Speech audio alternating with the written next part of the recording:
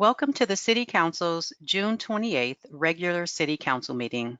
This is a teleconference meeting with City Council, city staff, and members of the public participating remotely to ensure proper social distancing in this federal, state, and local emergency. I would like to introduce staff and City Council members present: Vice Mayor Drew Combs, City Council Member Kat Carlton, City Council Member Betsy Nash, and City Council Member Ray Mueller. Staff present: City Manager Starla Jerome Robinson, Interim City Attorney Cara Silver, and our City Clerk, Judy Herron. Ms. Herron, would you please provide instructions to the City Council and members of the public on how the meeting will proceed? Thank you, Mayor Taylor and members of the City Council. And once again, welcome to everyone who has joined us for this July 28th City Council meeting. At this time, we ask that the City Council remain on screen, engaging your own webcams and microphones for the duration of the meeting.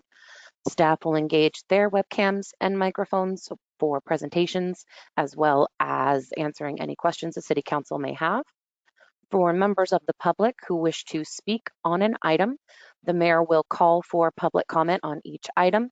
It is at that time you will engage that hand feature. It's located on the top right side of your screen. It will alert us that you have a public comment. I'll have the ability to open up your microphone and you can address the City Council at that time. Also, any web form public comment that was received prior to the start of this meeting has been added to the agenda on our website for the public and City Council's review. And also in the handouts feature, again, on that right side of your screen, is the actual agenda for this evening for reference. And thank you, Mayor Taylor. You may continue. Thank you. Are there any informational items that the City Council will be pulling for discussion at the end of the meeting?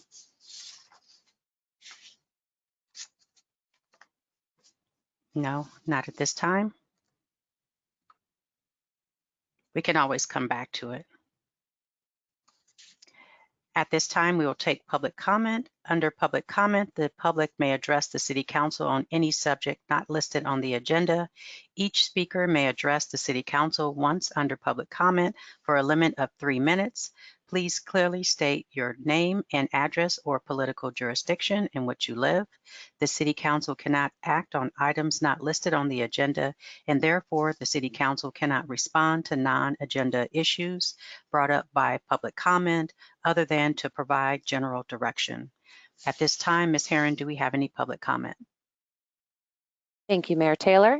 So at this time, if any member of the public has a general public comment for items not on the agenda, please engage that hand feature in the top right side of your screen.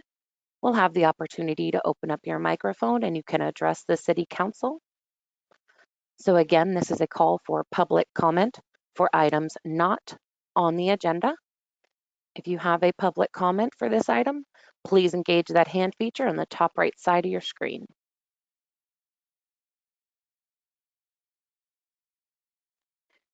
And at this time, I am seeing no hands raised for item C, public comment. Mayor Taylor, you may continue the meeting. Thank you.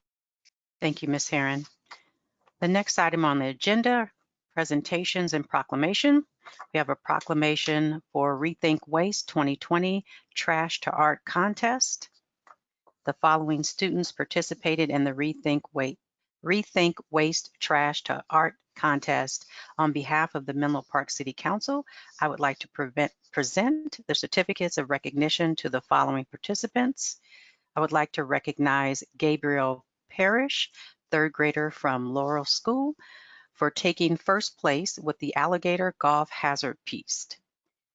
And is Gabriel Parrish here to make a brief presentation? So I do see a hand raised for Nicole Parrish. I'm going to assume that is Gabriel. So you have been unmuted. If you'd like to unmute yourself, you can make your presentation. Great. Is there a way for us to share a screen or no? Unfortunately, not at this time. Okay, well then Gabe will just tell you about his project and introduce himself.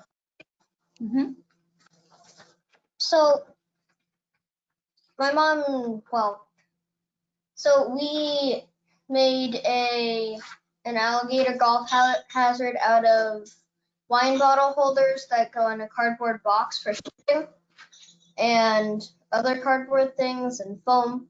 And we used the foam as teeth and toilet paper rolls for legs and the wine bottle holders as a back. Just a cardboard box for the body. The tail can go up and down, and the eyes are just an empty tape roll cut in half. And the nostrils are bits of cardboard toilet paper rolls rolled up. And I made a mini version that can go on a table with the mini version of the alligator and a mini version of the putting green thing. And I use a white plastic marble, and I just roll it under the alligator's legs, and like first try I got a hole in one on it. Yay. Thank you, Gabriel, for the presentation and the very creative artwork. The next, I would like to recognize Megan Nye, fourth grader from Laurel School, for taking second place with the Save the Turtles piece. And is Megan here to present? So Megan, I've removed the mute. If you'd like to, it looks like you, perfect. Yes, thank you. So I decided to make a turtle out of things used for my recycling bin and a little bit from trash. I decided to make a turtle because some turtles are really endangered, and I thought it'd just be a good way to show the public and tell them that we need to save them. Also, for my turtle, I used for the head and neck, I used yogurt containers. And for the sign, I used cardboard and a little, like a net. And on top of the body, I used sequins and a scratched up CD. As the body, I used a plastic sort of dome shaped thing, as you can see. And for the legs, I used dried out pens and pen caps and some yarn from an old science experiment. Well, thank you, Megan. Your creativity is definitely noticed, and I wouldn't have known that those were dried out pens as the legs sticking out. So thank you. Next, I would like to recognize Enrique Pedros, third grader from Laurel School, for taking an honorable mention with the respiratory system piece. And is Enrique here with us? Yes, I have just unmuted them. Thank you. I'm Enrique, which you probably know.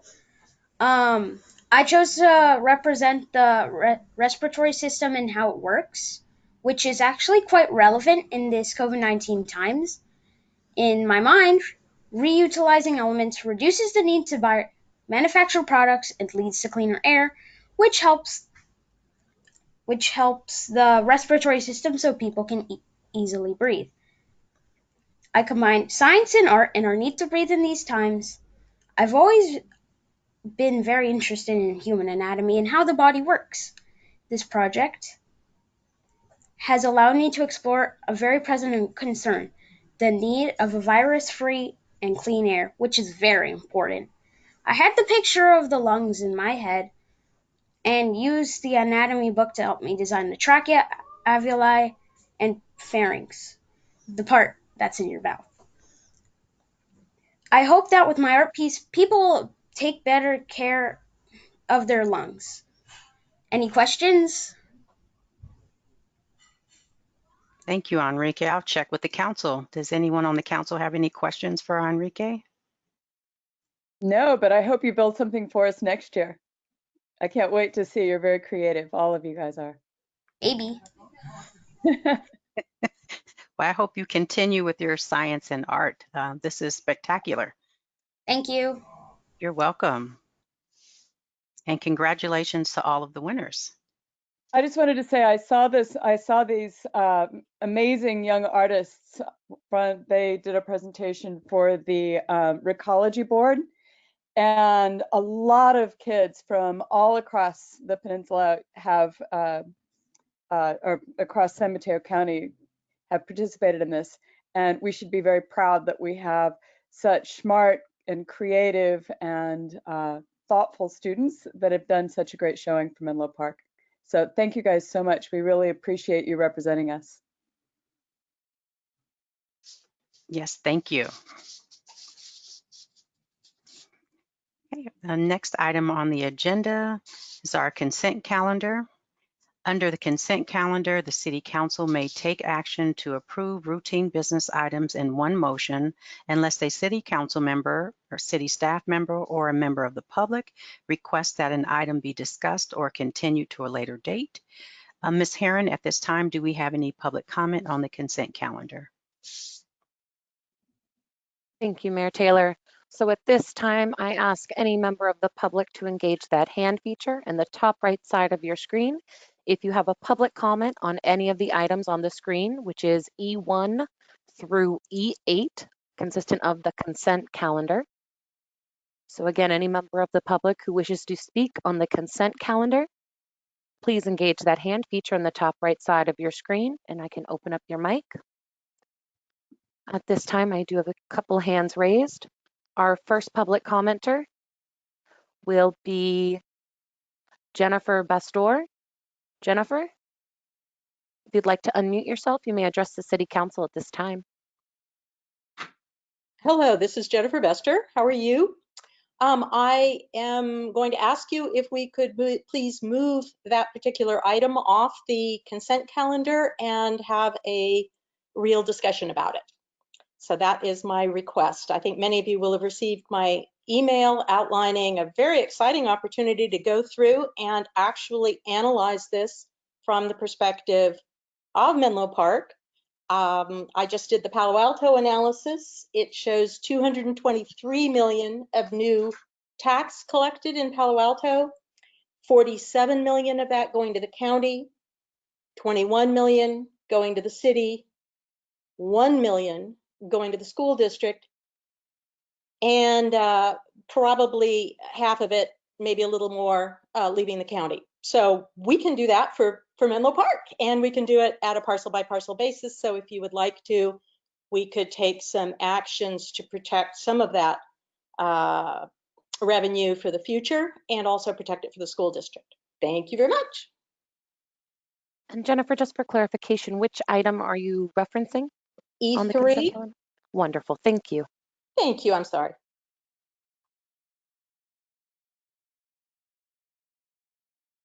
Okay, and our next hand raise is Pamela Jones.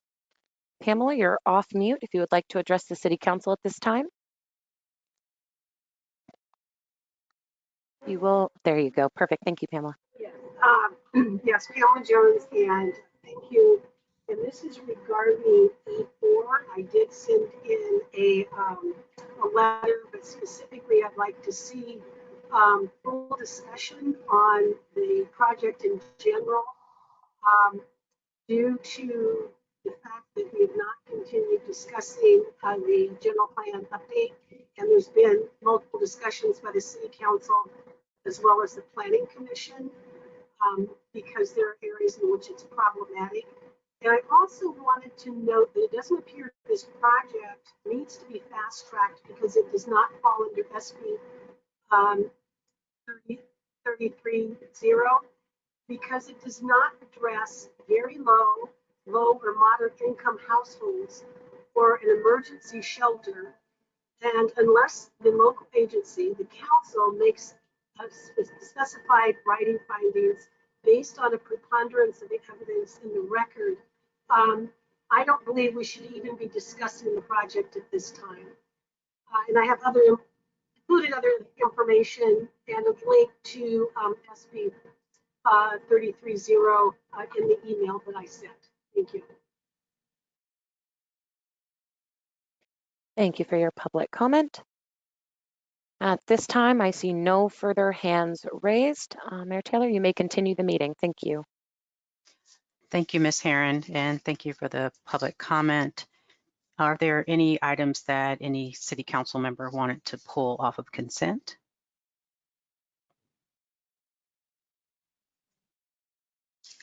Councilmember Carlton and then Councilmember Nash.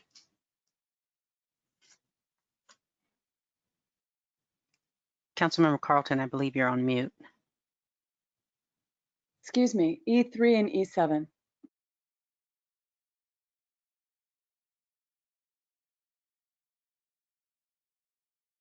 Councilmember Nash. I would like to add E4 to that, please. Councilmember Mueller, were there any items on the consent calendar that you wanted to pull? No, thank you. Vice Mayor Combs? Okay. And then I do have a note in my notes that the applicant is pulling item E4. And that is authorize the city manager to enter into a contract with PlaceWorks to prepare an EIR, environmental impact report, for the proposed mixed-use project at 123 Independence. So that item is being pulled.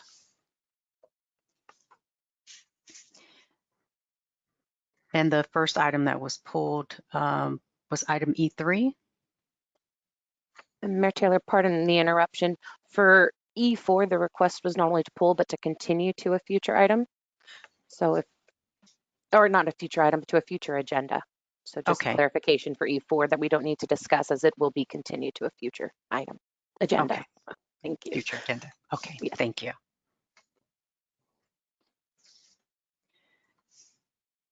Councilmember Carlton, you're on mute.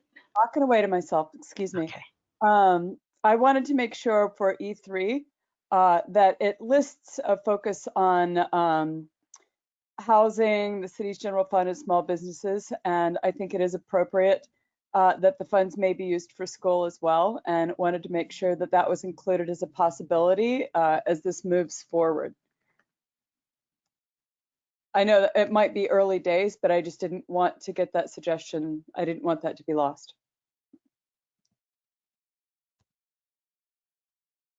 I don't know how you all feel about adding that. As I said, I realize it's early days, but sometimes you have to put things in early notation for them to be included as we move forward. Vice Mayor Combs?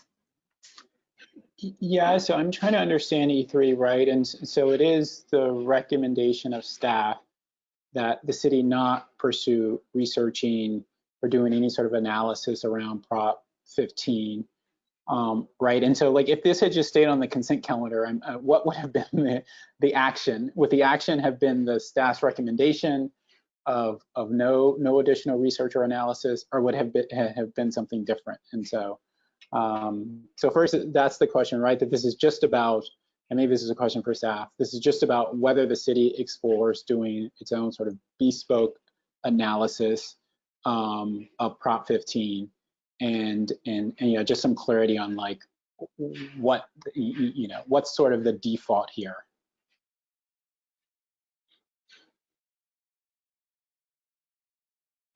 Well, I'll let Mike go. If I may, Madam Mayor, I'd be happy to Yes, Mr. respond Noche. to Vice Mayor Combs. Okay, thank you. To clarify, and sorry, Starla, for jumping in there.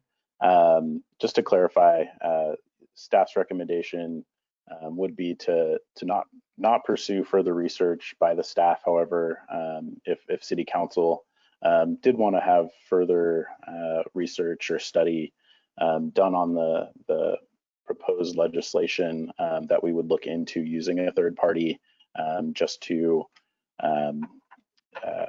allow a little bit of that staff time to be pulled away from this particular item. And it was just to be clear, the Housing Commission's recommendation to move this to the City Council, and we wanted to be sure to bring that forward to you. But just provide a little bit of clarification, and I'll be available for further questions if needed. Vice Mayor One Combs? quick follow-up before you go away. In what would be because obviously there's lots of research that's already been done and will be done regarding Prop 15. There will be no shortage of information about this. Like, what specifically would be the value add of the city doing its own sort of research, just into this and from your perspective? Sure, that's a great question. I think what the Housing Commission's intention was to see what the effects would be to Menlo Park specifically, and then the Housing Commission's recommendation original recommendation was to have the City Council to endorse the prop. There are only a small handful of municipalities that have endorsed it, mostly larger cities. There are, to my knowledge, aren't any cities of our size that have endorsed this legislation.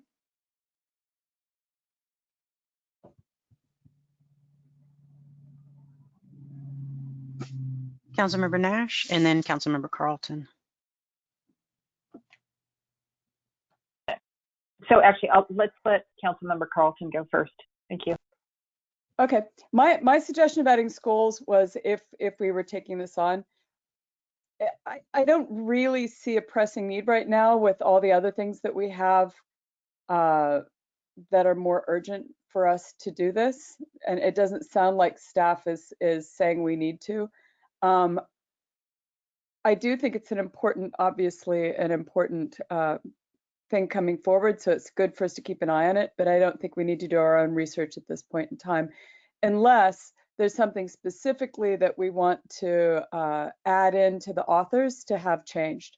Because what I think a lot of people don't fully realize is that when things are passed by the voters, when something's maybe worded oddly or not quite right, it's extraordinarily difficult to fix, because then the voters have to go back and fix it again. So it is important to make sure that the wording gets right. And as this moves forward, I wouldn't say that we rule out putting our 2 cents worth in, but I don't think it's worth at this point in time doing our own research, unless I'm hearing this wrong from staff. Ms. Silver, did you want to follow up with Councilmember Carlton?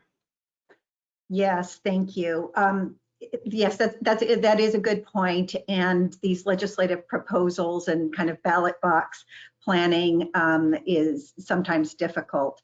However, with this particular measure, the wording has already been approved, and it has been, it's qualified for the ballot. So it will appear on the ballot as worded. Okay, and which then, not yes. going to do as much good to get involved in that aspect. So I don't see much use doing an independent study.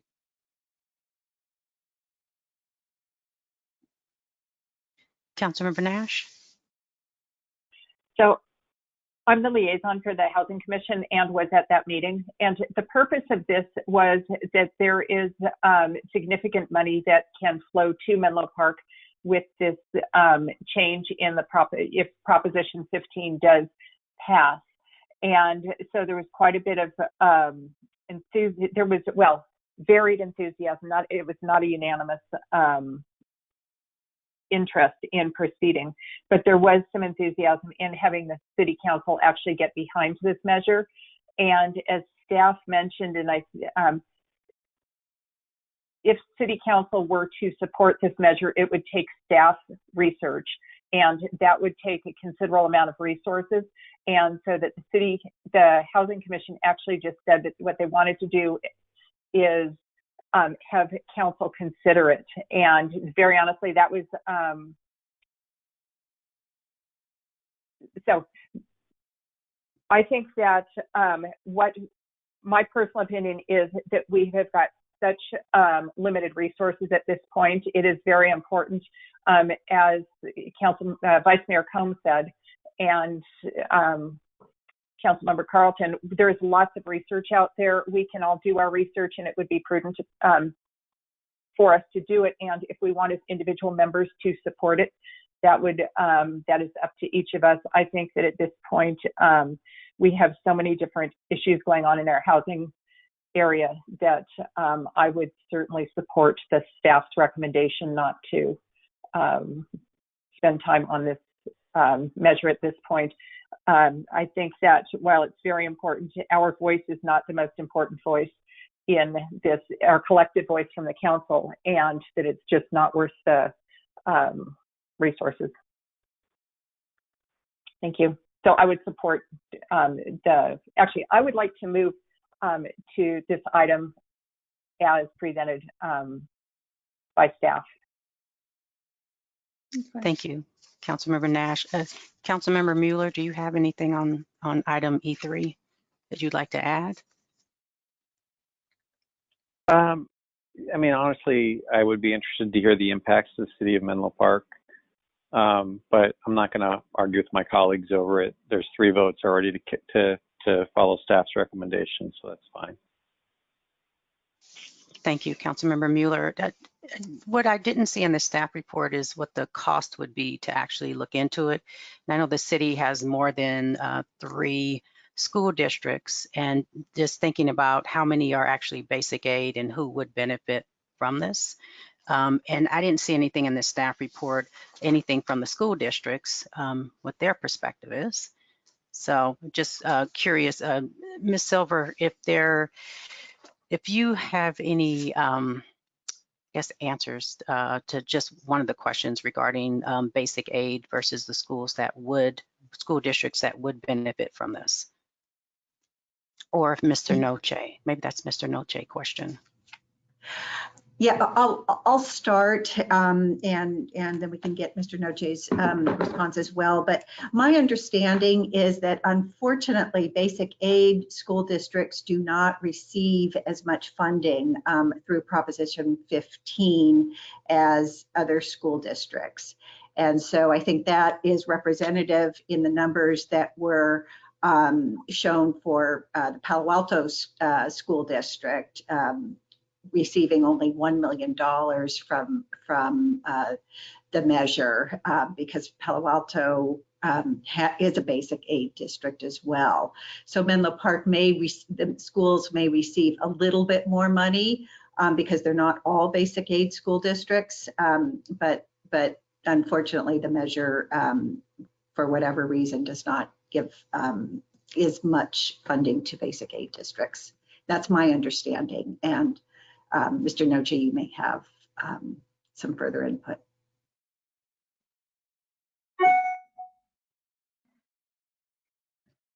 Absolutely. If I may, Mayor. Yes. So with this item, sorry, I was having my computer was freezing, and apologies for not introducing myself earlier. Mike Noche with the Housing and Economic Development Division, Management Analyst. So this item, my understanding at the way that the ballot measure is proposed is that it would follow suit of the current tax structure of about 40% going to education, and then 60% is divvied out amongst counties and local government, is my understanding. So it doesn't necessarily change the existing structure, it just increases the amount of funding going to those sources, or to the recipients rather. Thank you. And then having a third party look into it, that cost would be $5,000, $10,000. We wouldn't know, or?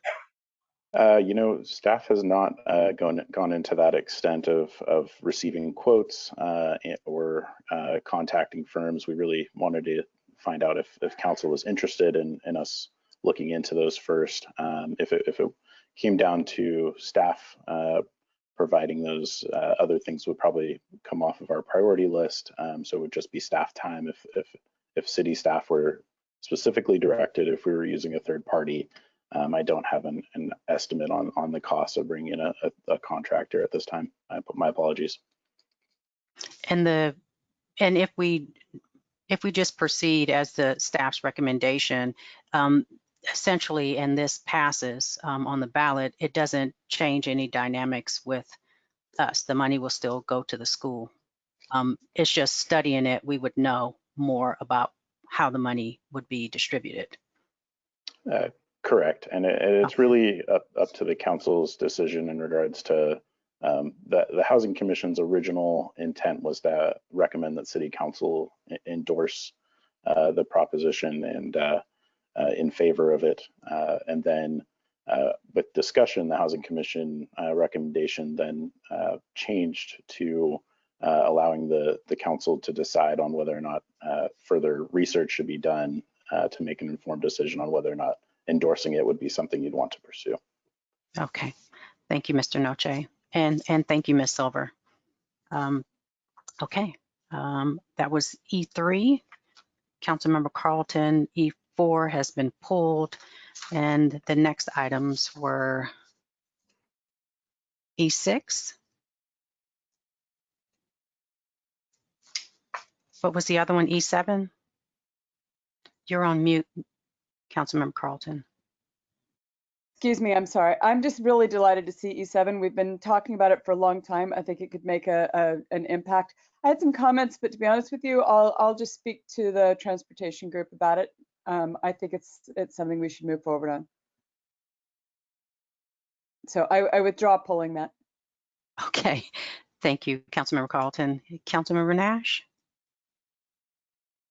I would actually like to pull it then because while I think it's a really exciting opportunity, I fully support, especially with electric cars. I think at this point we have very limited resources, and I think we should wait until it gets a little bit further along in the process before we jump into it. I don't know how much benefit there is at this point to putting resources that way. Councilmember Carlton? Okay, then I will ask my question. It says that there's a $50,000, that what we're doing here is applying for a grant. And so my question is, if we get the $50,000 grant, could we use that grant because of the staff time required? Could we use the grant to pay for a consultant to help us? And what is the chance of getting the $1 million grant? Is it you get the 50, you do some planning, and then you apply again for the $1 million? Because having $1 million to put towards something that might significantly help people, not only in traffic, but also achieve our green targets, but also helping the elderly be able to more easily get someplace to shop. It seems like it's a great solution for many levels, but we do have our staff time. So I'm wondering, A, can we use the $50,000 to help augment our staff? How do we take that jump from the $50,000 to the $1 million to pay for the implementation? And what are the limitations on that $1 million? Hi, can you? Right. Hi, can you hear me? Yeah. Okay, hi. Good evening, council members and Mayor Taylor. My name is Nicholas Yeh. I'm the TDM coordinator with the City of Menlo Park from the Transportation Division. To answer Councilmember Carlton's questions, I don't have exact information because it's a little high level at this point too, but essentially stage one, which is the $50,000 grant, it would be mostly for kind of, I guess, convening. Think of it as like a pre-application. So the $1 million is the main application for the grant. So this is to actually vet out all the logistics for stage two with stage one. So essentially, they'd be using that money to, it wouldn't necessarily cover staff time. They might be able to cover minimal staff time, but essentially we would be coordinating with both Prospect Silicon Valley, EDF, which is the French energy conglomerate, the cities of East Palo Alto and the cities of Fremont. So essentially, it'd be $50,000 spread amongst the team in a sense to kind of figure out some of the logistics and all that. So there might be some minimal amounts to cover staff time, but essentially they use it to cover more of the in-depth research and all that for the initial phase of the project. Would it be possible that one person could be hired to manage this for the different parties involved in terms of research, or does it need to be city specific? I think it's specific to universities or research agencies, if that makes sense. So they're kind of the main leads. It's essentially a research grant, and then they're partnering with the cities to kind of deploy in real world conditions. Councilmember Nash. Thank you. So is the $50,000 is not just for Menlo Park, it's split among whichever groups, whichever cities actually participate? Yes, correct. So essentially, if it was just one city, then it'd be that city plus the sponsor applicants sharing the $50,000. But since there's 3 cities, it's essentially spread amongst the whole team in this case. Councilmember Nash. So I'm wondering, and this perhaps is more for Ms. Nagaya, if you could, if it could be explained how many individuals we currently have and how many openings in the transportation department, and just very, very, very broadly what they're working on. One of my concerns is that I don't believe we have anyone to cover the Caltrain grade separation and the other large projects which we've put forward as a priority. Great. Good evening, council members. So Nikki Nagaya, Public Works Director. So I think in response to Councilmember Nash's question, there are 3 vacancies in the Transportation Division right now. One is the Assistant Director position. It's currently being filled on a temporary capacity by Christiane Choi, who's a Senior Transportation Engineer in the division.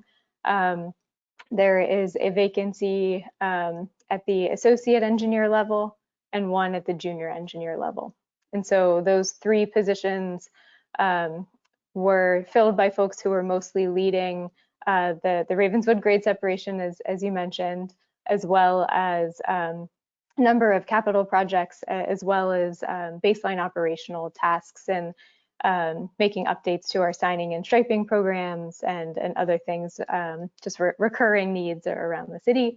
So we've had to shift project assignments around to then backfill those needs for things that are those baseline projects.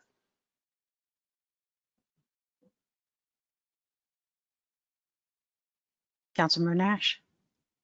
Thank you. So what I'm trying to do is just to get a better feel for the opportunity cost. And then we have how many how many people in transportation at this point? And just thank you for that high level, just generally what people are working on.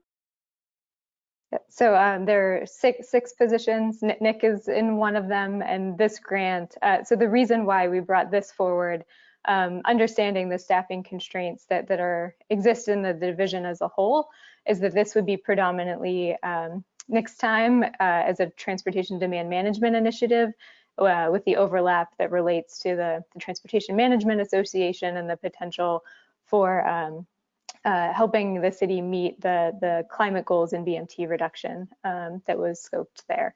So Nick is very talented, but he would not typically be one of the staff members that would lead the Ravenswood grade separation project. And so we're trying to kind of come at this from different perspectives. So there, regardless of whether I think you want to pursue this particular opportunity, there's still, to see the Ravenswood project move forward, there's still a need for looking for additional resources to move that along. So this project as a whole, for stage 1, as Nick described, is we think about a 40-hour staff time commitment. So in that context, still certainly can accomplish a lot in 40 hours, but would not be a significant amount of time for moving something like grade separation through the next steps.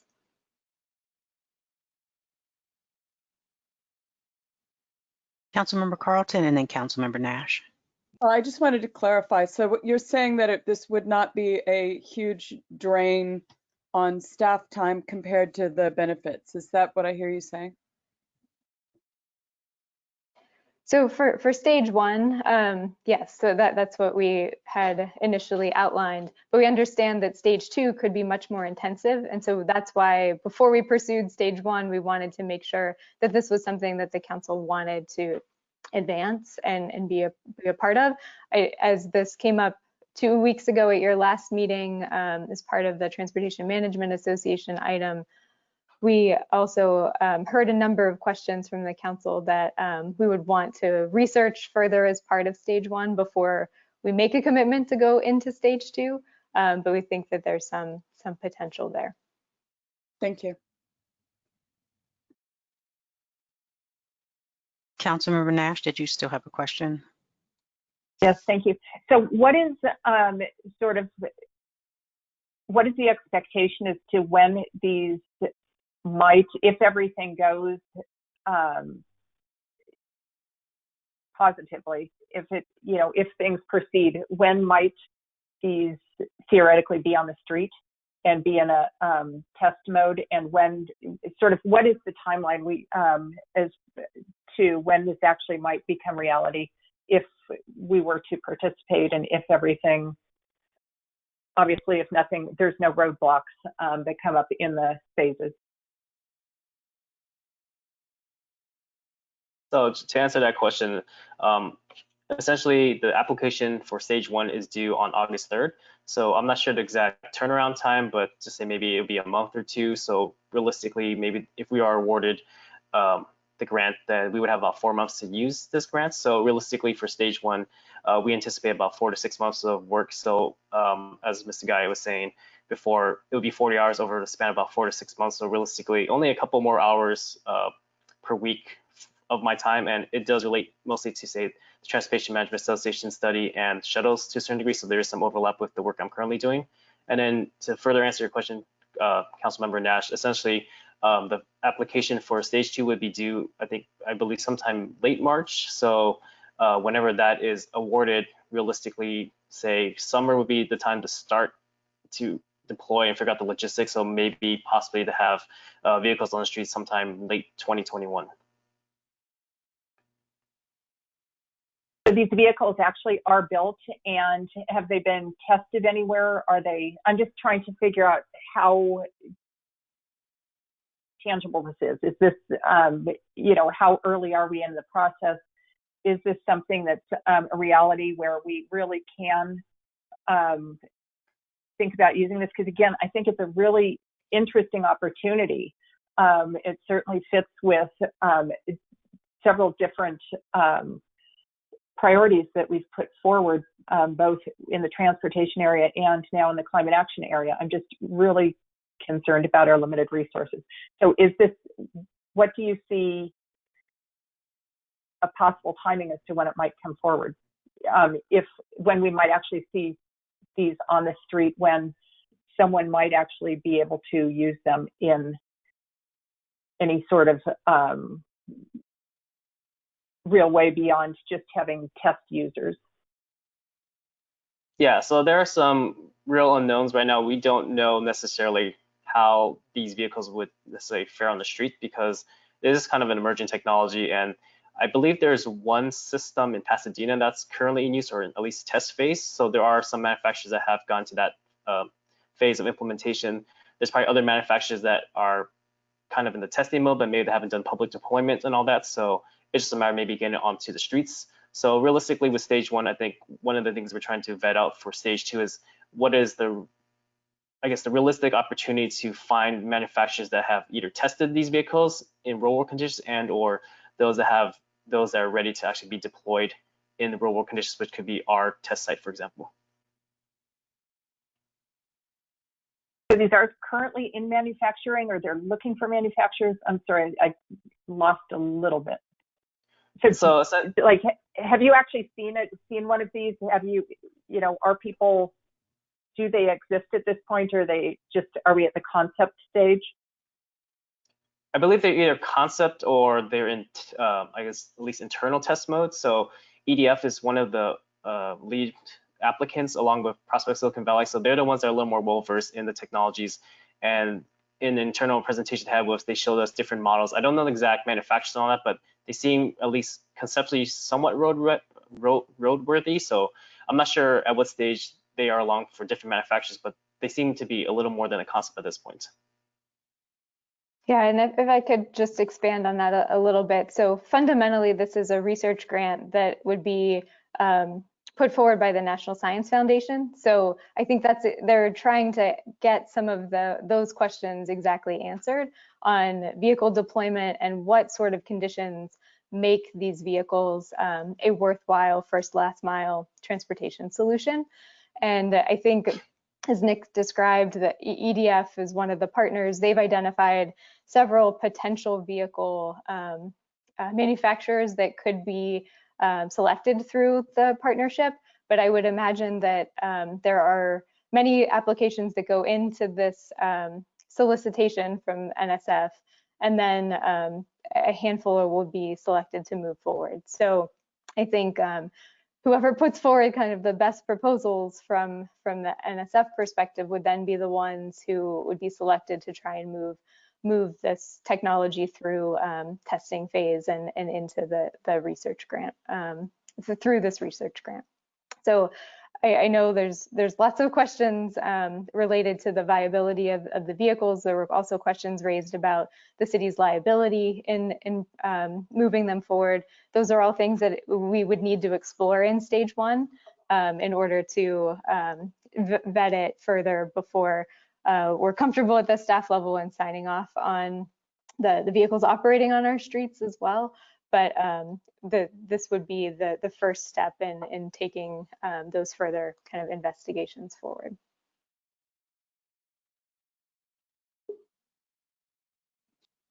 Thank you. Are there, Vice Mayor Combs? Yeah, I definitely understand where Councilmember Nash is coming from. Again, we are in an environment of bandwidth constraints and limited resources. All that being said, I am supportive of moving forward. One, I think I understand that there is this need, or there is a benefit to having different types of projects. That even when sort of resources are constrained, everything can't just be the top dollar project. For just the sake of having project diversity, for the sake of sort of the development of your workforce, I think that there is value. And also, I mean, the staff is supportive of moving forward, and they understand and know the council's priorities, and they are filling the bandwidth and resource constraints more than anyone. And if they think, given that this is this sort of exploration, which is what we're at, has value, then I think I can be supportive of moving forward based on those.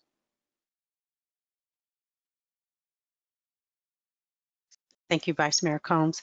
Councilmember Mueller, did you have any questions or comments on this item? I have no questions. I'm gonna be voting in support of it. Okay. Thank you. Okay, well, that was item E7. And I didn't say this earlier. Thank you, Ms. Nagayan and Mr. Yee, for the information. And I am pulling item E6, which I started to say earlier, but I would like to pull it and add it as a regular agenda item so that we can discuss it further.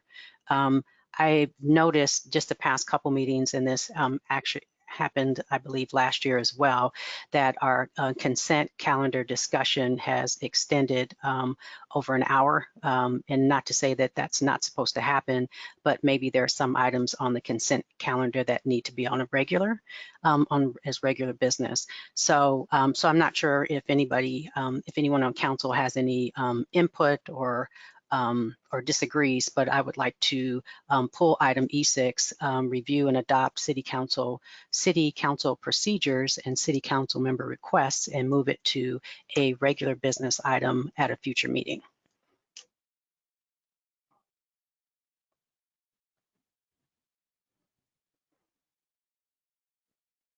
Okay. I'm supportive. I would just it would be nice if staff could weigh in on what the impact of that would mean, delaying, and like when is that the next meeting when this could be taken up. Again, overall supportive, but just want to understand what is there a specific sort of timeline that staff was working under.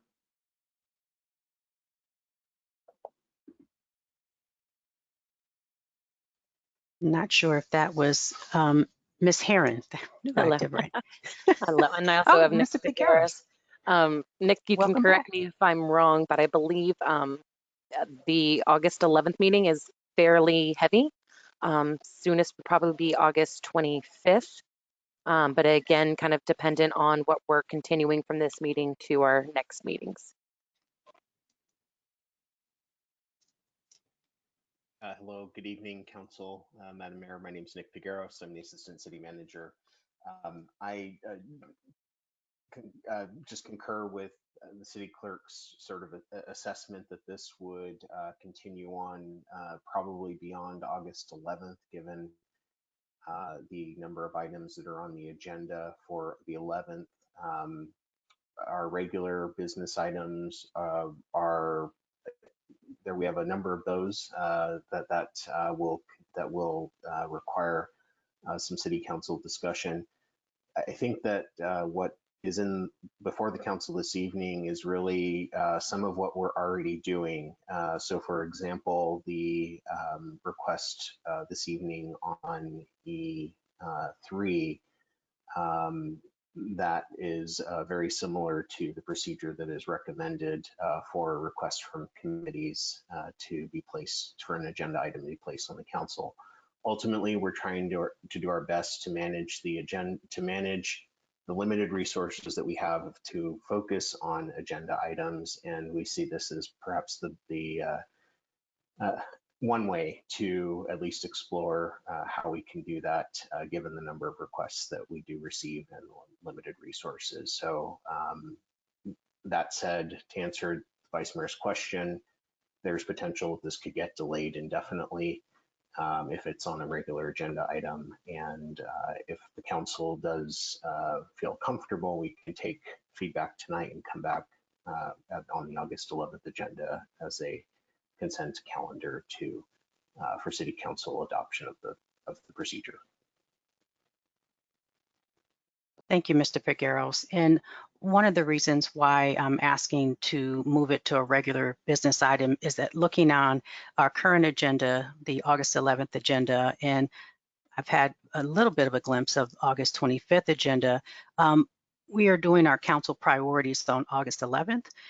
We're doing our CIP tonight. I believe that wherever we're putting our money should match whatever our priorities are. And so if we're doing our priorities after we're adopting a CIP, we're doing our priorities after we adopt amendments to our City Council procedures. For me, it just seems a little out of order. And so our priorities everything should fall in line with our priorities. So we're doing our priorities after the fact. That was one of the reasons why I wanted to move it. And there's also a few items that I would like to see added to the list. Because this one, I believe, only covered chapter 1, I believe. Mr. Figueros. Sorry about that, Madam Mayor. That's okay. Correct. This item reflects a procedure that already exists in the City Council's procedure, but I'm not entirely, I can't represent to the Council that we follow word for word in our current practice, which is why we just wanted to bring it to the Council this evening as a standalone. We're not adopting, the recommendation is not to adopt the attachment, I think it's C, or the third attachment. The recommendation is to adopt a procedure for City Council member requests. And again, I think that in an ideal world, well, the current policy, it basically states, for the most part, it's consistent with the current policy. However, I'm not entirely confident that, and I can't represent to the Council tonight that we're necessarily following the policy as stated. So we would like some clarification from the Council, again, as we are looking at balancing a number of requests for staff time and resources that we simply just don't have given the recent budget reductions. Thank you, Mr. Figueros. Just a really quick question. Is the current policy, is part of it to email that email alias? Because I've never sent anything to that email alias in my life. And so it would just be good to know if that is the current policy, irrespective of what happens with this item. Yeah, no, Vice Mayor Combs, the current policy is not as explicit, and I think that, and I've been with the city for 5 years now, and every year we have sort of a different challenge with this particular item of making sure that things aren't dropped. And so, you know, CCIN or the city council at menlopark.org email address is just a very clean way for everyone to know that the request has been made. It doesn't require staff to do any work other than to put the item on the agenda for as stated in the policy. And then the council can really decide if you want to devote staff resources to further investigating it, or if you want to refer the item to a city council advisory body.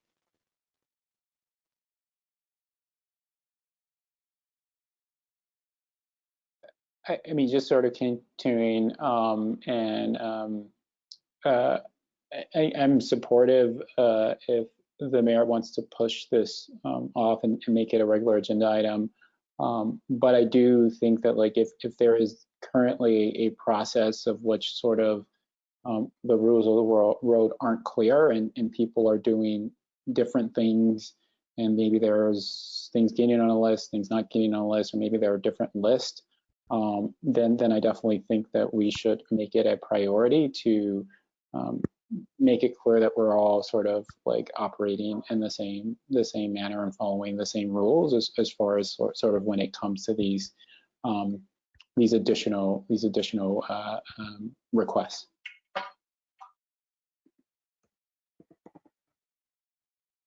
Thank you, Vice Mayor Combs. Councilmember Mueller, did you have anything on this item? No, thank you. Okay. And then did anyone else have any input as far as moving, and we're still on E6, moving it to a future agenda item, hopefully on the 25th of August as regular business. Councilmember Nash? Very honestly, I think that I find it a little bit clunky the way it is, because it takes one, I think it's a little bit clunky the way it is, because it actually would be 2 council meetings away from being able to actually discuss something that was proposed to on a council. But having said that, I was going to just work with it and see how it goes, and we can revise it as needed. So I can go either way. I see the agenda item, there's sort of the 2 different pieces of this, the agenda item, and then when we're asking for staff work. And so I would certainly support some discussion around it. I think that, but I don't think I don't think it's the highest priority thing we have. So I'm concerned about spending a lot of staff time and council time discussing it. I'm not sure if that's helpful. It's definitely helpful, and I believe last year there was a subcommittee. Not that I'm suggesting one at this moment.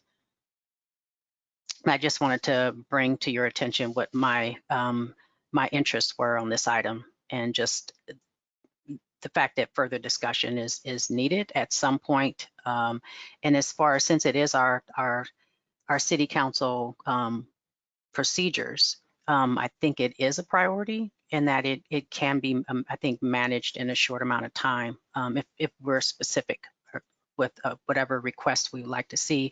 And I also appreciate that this would provide some clarity for the staff because of the amount of requests that they've received, and that we're all doing it the same way. So there's clarity. So in the interest of moving on, so are we in support of is the consensus of the council to go ahead and pull this item E6 specifically and move it to a regular business item for future discussion? Okay, thank you. And then going back to items on consent, E1, E2, E3, E5, E7, and E8. Can I have a motion to approve? So Or, I'm moved. sorry. I'll motion. Perfect. So I have a motion on the floor by City Council Member Carlton to approve the consent calendar with the exception of item E4 and E6. Do I have a second? Thank you, Councilmember Nash. And by roll call vote, City Council Member Carlton, Aye. City Council Member Mueller, Yes. City Council Member Nash, Yes. Vice Mayor Combs, Yes. and Mayor Taylor. Yes.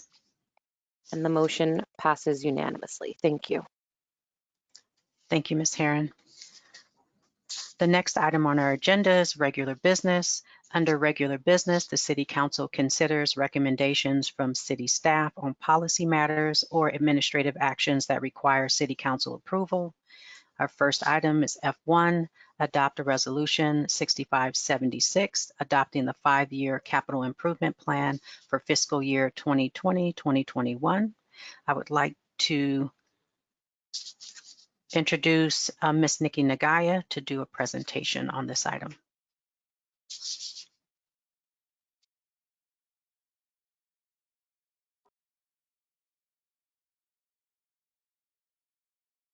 Great. Good evening, council members. Navigate to be able to show my screen.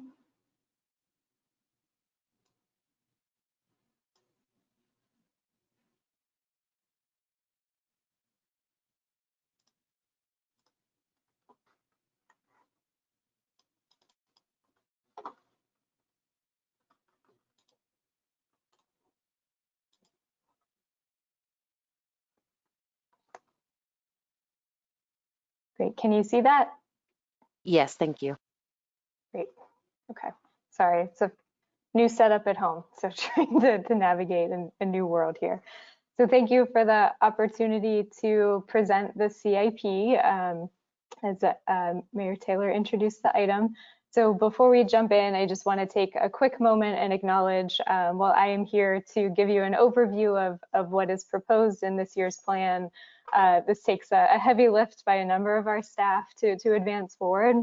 And so Chris Lamb, Assistant Director in Public Works, is on the line to help me answer questions as we go through projects later tonight. So a lot of work going into this plan moving forward.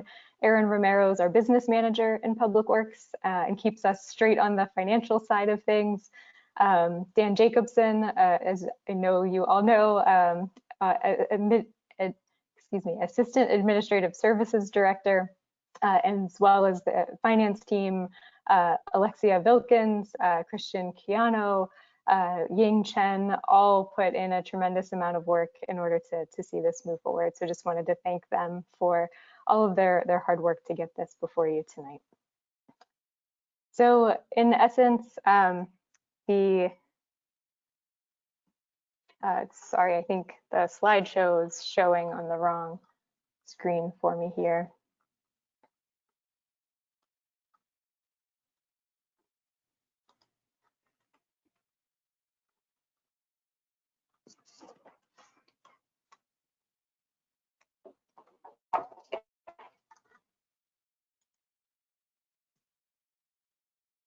There we go. So in essence, there are proposed in the CIP 61 funded projects comprised in 7 different categories. The breakdown of projects proposed for funding in each of those categories is shown in parentheses on the screen. There are 26 recommended for funding in this upcoming fiscal year. The rest are projects that have carryover money from prior fiscal years that would continue through next fiscal year.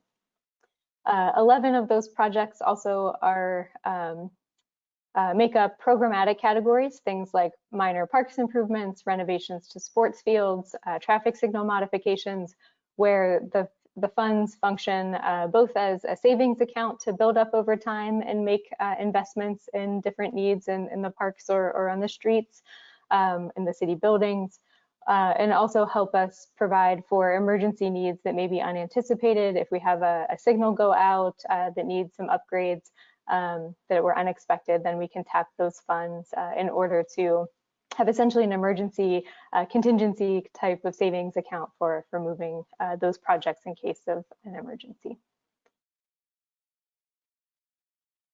So thanks to our capital projects team, we've completed a number of projects this year. So you may remember in last year, we were before you with 73 new and carryover projects. So that number is down to now 61. So here are a couple photos of projects that were completed this year. On the left is along Oak Grove Avenue, where we had a grant from CCAG to install green infrastructure and a new sidewalk connecting between Nativity School, Nativity Church, and Menlo Atherton High School.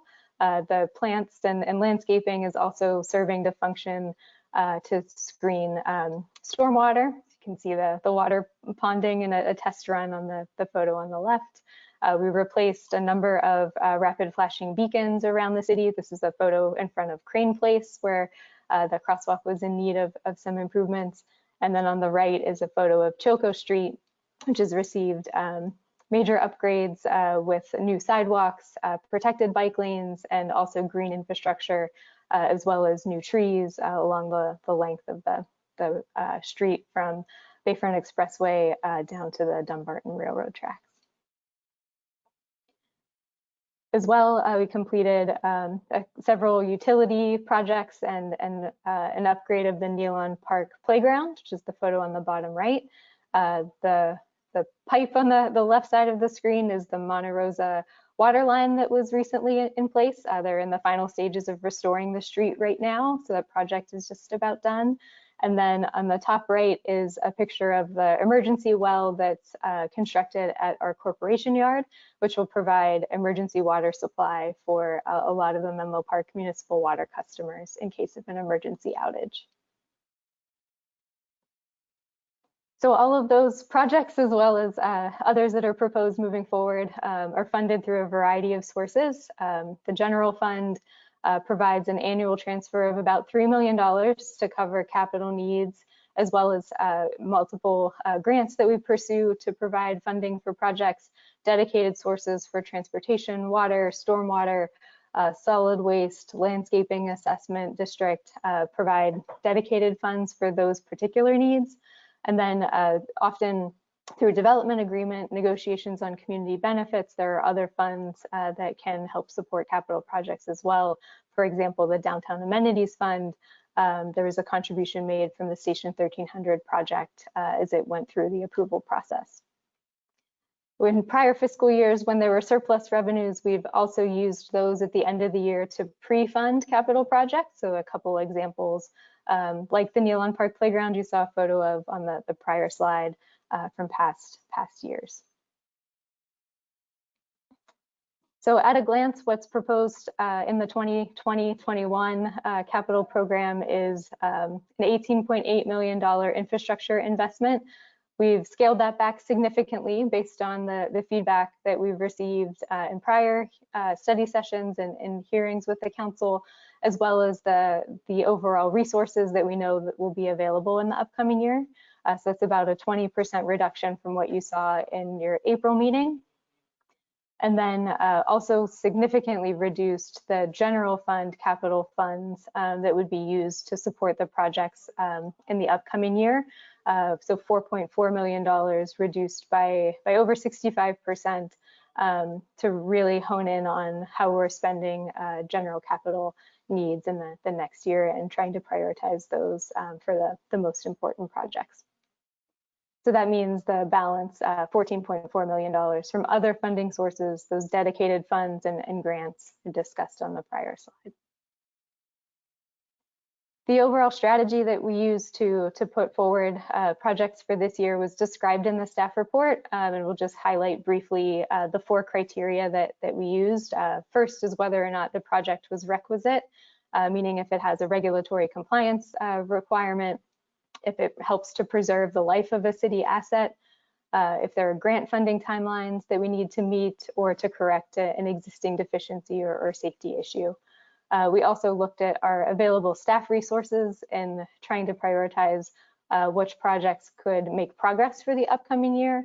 The prioritization ranking of the tiers, highest priority tier is tier 1, and then the lower tier is tier 3. We recognize that all the projects are important, but we use this to try and stratify across those that are the most important to move forward in the year ahead. And then finally, where there are multiple funding sources that could fund a project, we used the funding source that was the most least constrained and most flexible.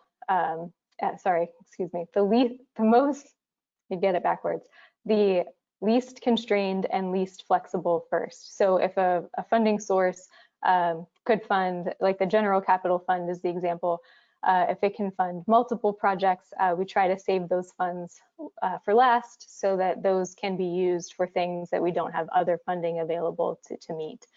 We try to use dedicated funds first in order to be able to tap those for projects that can't be used for other things.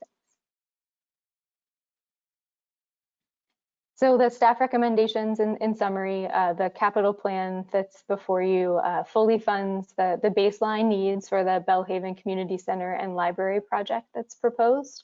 I know we have an item, the info item on your agenda tonight as well with an overall update for BHCCL. If you have questions on the budget, we're happy to take them as part of this item as well. It preserves funds for maintaining our existing infrastructure is the high priority. We try to leverage grant funds, and then we've delayed a number of non-critical projects in order to repurpose those funds to other more pressing needs. So on the next 3 slides, we'll show you a quick snapshot of the proposed projects. So the first 3 categories on this screen showcase projects in the buildings, environment, and parks categories. So these, as we mentioned previously, the buildings projects include funding for the Belhaven Community Center and Library. So this is has been raised. The amount has been increased beyond what was proposed in our April study session as we've refined our cost estimates and then also identified more specifically the funding sources that we could tap in order to deliver that project as it moves forward.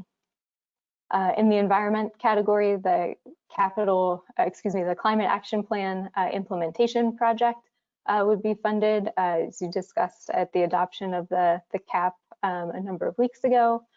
And then a summary of the parks projects on the later slides. So we'll be happy to take questions about any of these as you go through public comment and questions, but I'll just showcase these slides very briefly to highlight some specific ones going forward. Secondly, we have the stormwater and streets categories. So the only project in stormwater that would be proposed for funding this year is to move forward with the Bayfront Canal and Atherton Channel Flood Protection Project. So this was an item that in June, the council approved a letter of commitment for this project to move forward. So this would be funding to help us meet those commitments advancing. The Choco streetscape improvements, I showed the picture on one of the prior slides with the project nearly complete. These funds that are shown here from the construction impact fee would be a refund in fees paid by Facebook that was a condition of the development agreement terms in order for them to advance completion of that phase of the project.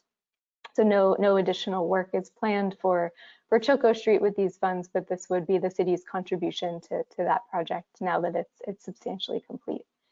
The rest of the projects listed comprise a bulk of our street resurfacing program, projects for specifically Ravenswood and Willow Road, as well as the general program to move forward next year. You had an item on the consent calendar as well tonight for our annual slurry seal project. So these funds would help us advance that project in the fall as well. And finally, in transportation and water, there are 2 projects proposed for transportation that are programmatic in nature, the traffic signal modifications we mentioned earlier, and the transportation minor. which would help be able to implement minor projects related to crosswalks and striping and minor safety improvements. And then in the Water Capital Fund, we've made significant changes in the proposed water capital projects in order to align with the proposed revenues that we anticipate to receive in the water program that we've received over the last year and we anticipate for the year ahead. And we plan to come back to you with a more detailed update on August 11th with an overall overview of the water program. But these are the two projects proposed for needs in the CIP. So in addition to the projects that are proposed, we're proposing a number of modifications to projects that had been funded in prior fiscal years. These were summarized in Table 3 in the staff report and are reiterated on the screen.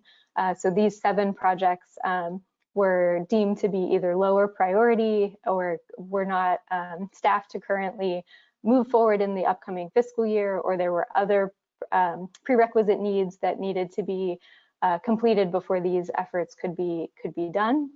And so these were projects that the first 6 were shown in an overview to the council in early June as part of your budget hearings. And then the addition as part of this proposal is the delay of the main library improvements. So this is just under $500,000 that would then be repurposed in order to meet those funding contribution needs for the Belhaven Community Center and Library. And then we would reassess the needs for the main library as we learn more about the pandemic response and what specific improvements would be needed in the future as the library continues operation. So these 7 projects in total come to $2.27 million that then would be helping us fund the proposed projects on the prior 3 slides. So the proposed action for the council tonight is to adopt the resolution adopting the 5-year CIP. It appropriates funding to the 26 projects identified on the prior slides for fiscal year 2021, repurposes the $2.27 million from the 7 projects with carryover funds, and then transmits the plan for future capital needs for the council's consideration, acknowledging that we know that will change as we learn more about the city's response to COVID-19 and next steps, and identify future funding needs and funding sources as well.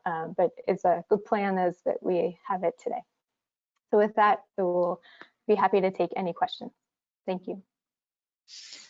Thank you, Ms. Nagai, for the presentation. I have a clarifying question. On the chart, and I think it's attachment F, there's a list of street and sidewalk repairs, but I don't see it on the chart that's in the staff report on page F1.4. Okay, give me 1 second to navigate to the staff report page, and then we'll try to clarify in response to your question.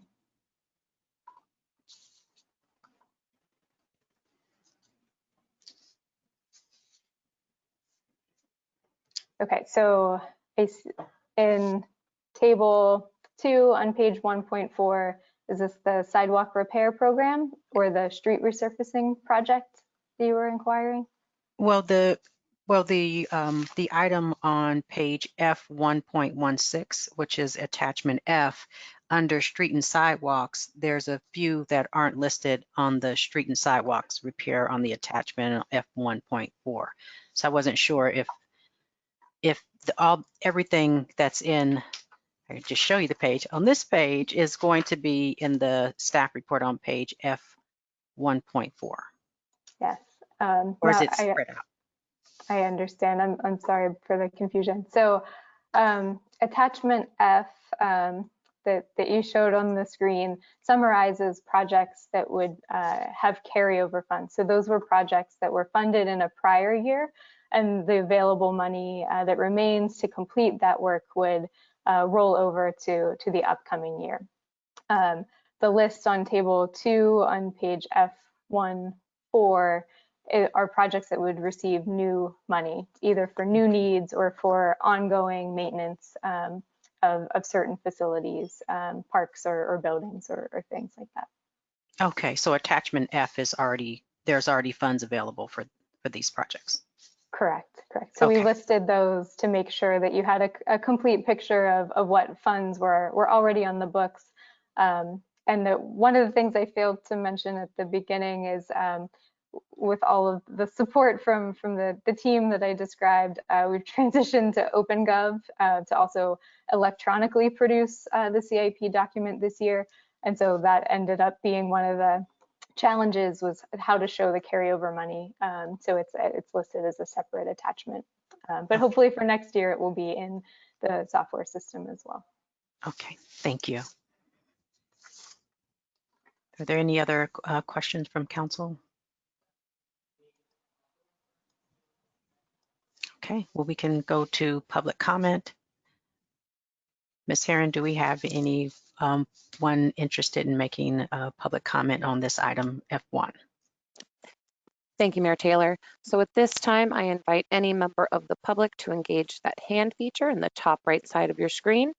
If you have a public comment on F1 regarding the adoption of a resolution, adopting the 5-year CIP plan for fiscal year 2020-2021.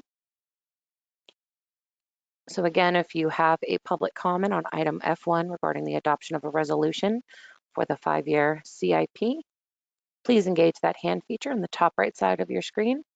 You'll have the opportunity to open up your microphone and you will be able to address the City Council. Seeing no hands raised, Mayor Taylor, you may continue the meeting. Thank you. Thank you, Ms. Herron. No, Councilmember Mueller, do you have any questions or comment on this item F1? No, I don't have any questions or comments on the item myself. I'm ready to proceed, actually, make a motion, but I have a feeling my colleagues have some questions. So, thank you, Councilmember Mueller. So, any questions from anyone else on council? Councilmember Nash. Thank you. So the first question I have is on page F1.1 under background. And it's something that I saw in the April 28th report and didn't call it out because I thought, anyway, but at this point I feel I would like to. And that's under, it says, the results of those deliberations led to a February 11th informational item update where 5 infrastructure projects or service initiatives were identified as high priority efforts by the City Council for the year ahead. And while I agree with the first 4, Bellhaven Community Center and Library, completion of the Transportation Master Plan, continued work on the Middle Avenue pedestrian and bicycle rail crossing project, continued work on the selection of a preferred alternative for railroad grade separation. I am bewildered by the wireless antenna encroachment permit review process development making it onto this list, and would love to hear from staff what the implication is of having it on this list, and then depending what the implication is, I'd like to, I don't know if it's worth pursuing how it got here, but it was on February 11th, it was mentioned very briefly in the staff report under community, under a March 24th City Council meeting goal setting and study session anticipate that was never actually held. Again, this was on February 11th that it was first mentioned for a March 24th study session that was never held. And at that point, it was under community development service delivery, processing applications subject to SB 330, review of new accessory dwelling unit building permit, single family residential building permit queue, and then wireless antenna building permit and encroachment permit review. I don't believe we've ever discussed this. I don't believe that council has ever put this forward as one of the top priorities. And I would love to know what the implication is and of having it on this list, because it's also not reflected in the CIP projects.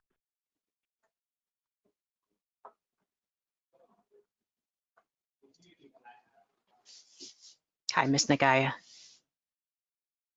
Hello, thank you, Mayor Taylor. So thank you, Councilmember Nash, for the question. So as you mentioned, this was text that was shown in the April 28th City Council staff report as well. So that had at the time reflected, I think, our summary or understanding of the council's direction from the goal setting process earlier this year. And as you mentioned, that March 24th session was then delayed because of the pandemic, and anticipate that will pick back up in August. In short, this was context that we were providing in terms of summarizing what we had understood from the past work plan and priority sessions from the council, but there are no funds proposed for supporting that effort in the CIP. There are some ongoing requests that we have from wireless carriers to advance their requests for antennas, but that's not proposed in the CIP for any funding this year. So I think if we bring something back, we would strike that text if that's the direction of the council, and you will have an opportunity on August 11th to finalize priorities for the year ahead and understand if that does not make the cut. Could you explain why it was chosen ahead of the other community development service delivery, which I personally think is much more important? Or is this something which we really should not? I'm also fine not spending time on it. I'm just concerned that this was promoted in this way when I don't believe there was any council discussion on it. So this summary was meant to highlight the items that would have a significant amount of time needed from public works staff, who would then also be delivering the capital projects that are otherwise outlined in this report. So we weren't trying to elevate this above any of the other priorities or above those needs in community development, but the wireless antenna process, I think you last saw it in November of 2019 informational update from the deputy city manager and interim city attorney as it relates to the possible adoption of an ordinance. The ordinance and the permit process need to go hand in hand. And so we were just trying to acknowledge the things that would have a significant staff time need for the year ahead. Okay, I just very honestly want to note that I do take exception at the fact that it's put forward in a staff report as a high priority effort identified by the city council. Because I don't believe it had been discussed since November 2019. Thank you. The next question I have is on the background, and that actually is on the continued work on the selection of a preferred alternative for the railroad grade separation. I do understand that we don't currently have someone working on that, and would like to, I guess, offer support if you would want to try and add a head count for that if that was necessary, because I do believe, or somehow I believe, that we need to be working on the preferred alternative for the railroad grade separation. If we do in fact have a change in after the election in our in our president, I believe that I have heard that we may be getting, there may be economic stimuluses available for shovel-ready projects. And I think that it might be beneficial to be proactive on this matter and be ready if there is money available for projects such as grade separation. So just to the extent that we can be looking ahead and ready to take advantage if money does appear, that would be beneficial. And I realize that we are down headcount there. So I don't know if others would be on board, but I would certainly be happy to advocate for that. I'd support it. Thank you. I would support it too. So just to be clear, that's a staffing issue, not a CIP issue. So is the council at this point giving us direction you want us to bring back a position that would that in part would support that undertaking? Great if you Yes. are. I just want to be clear. Okay. Yes. It seems as though there is the consensus, but I'll chime in. I mean, I certainly am supportive in the idea form, but this seems sort of ad hoc to me. And so it's hard for me to, again, after we went through this very sort of long, arduous process of cutting, to then in this moment just sort of say, okay, let's add this back in isolation. I would just sort of need to look at it in a broader context, which I don't have at the moment. But I do agree that grade separation is irrespective of a possible change in administrations at the federal level is a priority. But it's hard for me to be supportive, but it seems irrelevant because there are, I heard 3 yays. And so I just wanted to provide my little caveat before we moved on.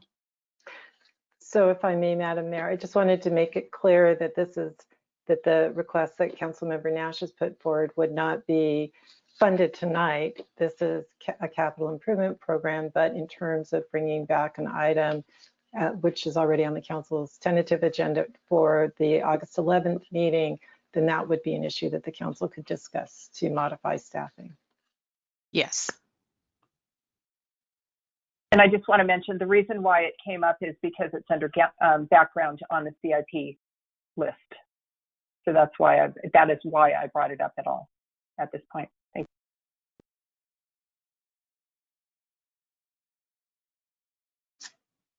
Are there any other clarifying questions for staff on this item?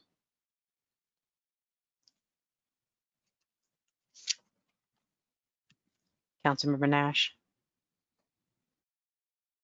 I do have others. Could I get, under streets and sidewalks, there's the addition of the Chilco Street improvements and the Haven Avenue Streetscape Improvement Grant, which is funded by a grant. Could we get a little bit of information about those? I was just interested because we were finishing up some Chilco Street improvements, and so to see it on again was just of interest. And I spoke with the city manager who about this and wanted to get a little bit more information, please. Sure. And this is from table 2. Right. So I think both of these projects are ongoing projects that are proposed to have then new funds added in fiscal year 2021. So first, Chilco Street, as you mentioned, and as we showed, the photo in the slideshow is substantially complete. And now that the project's complete, the city was following through on the terms of the development agreement that was negotiated with Facebook as part of the campus expansion project. And in the terms, there is a fee credit from the construction street impact fee that the city would then refund to Facebook in order to complete the Chilco Streetscape project.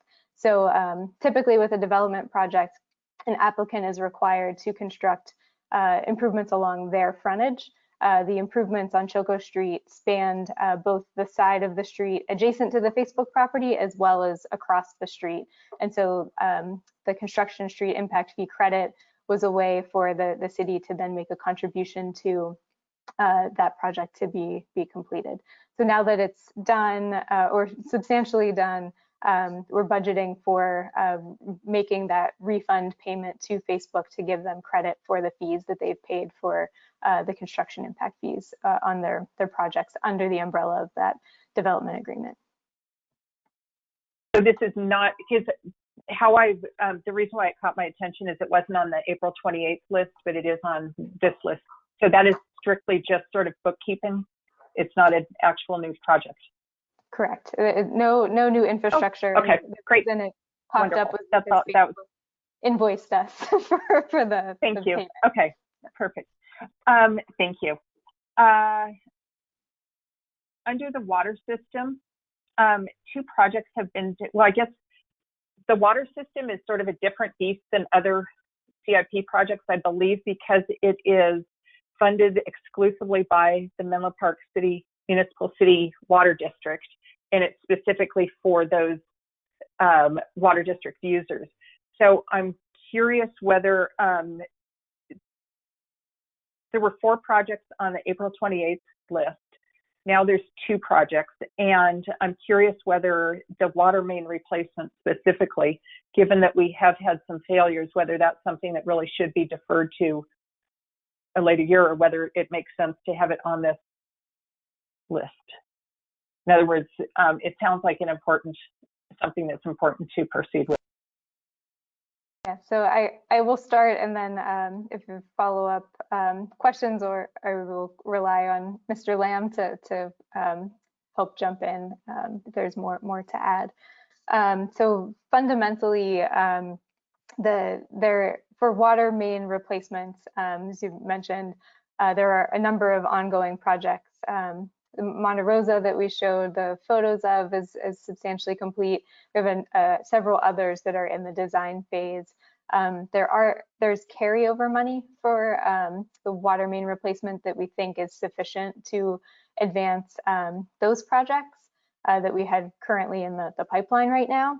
And given the revenue constraints that we're seeing in the water system, then prioritized 2 other projects to continue for next year.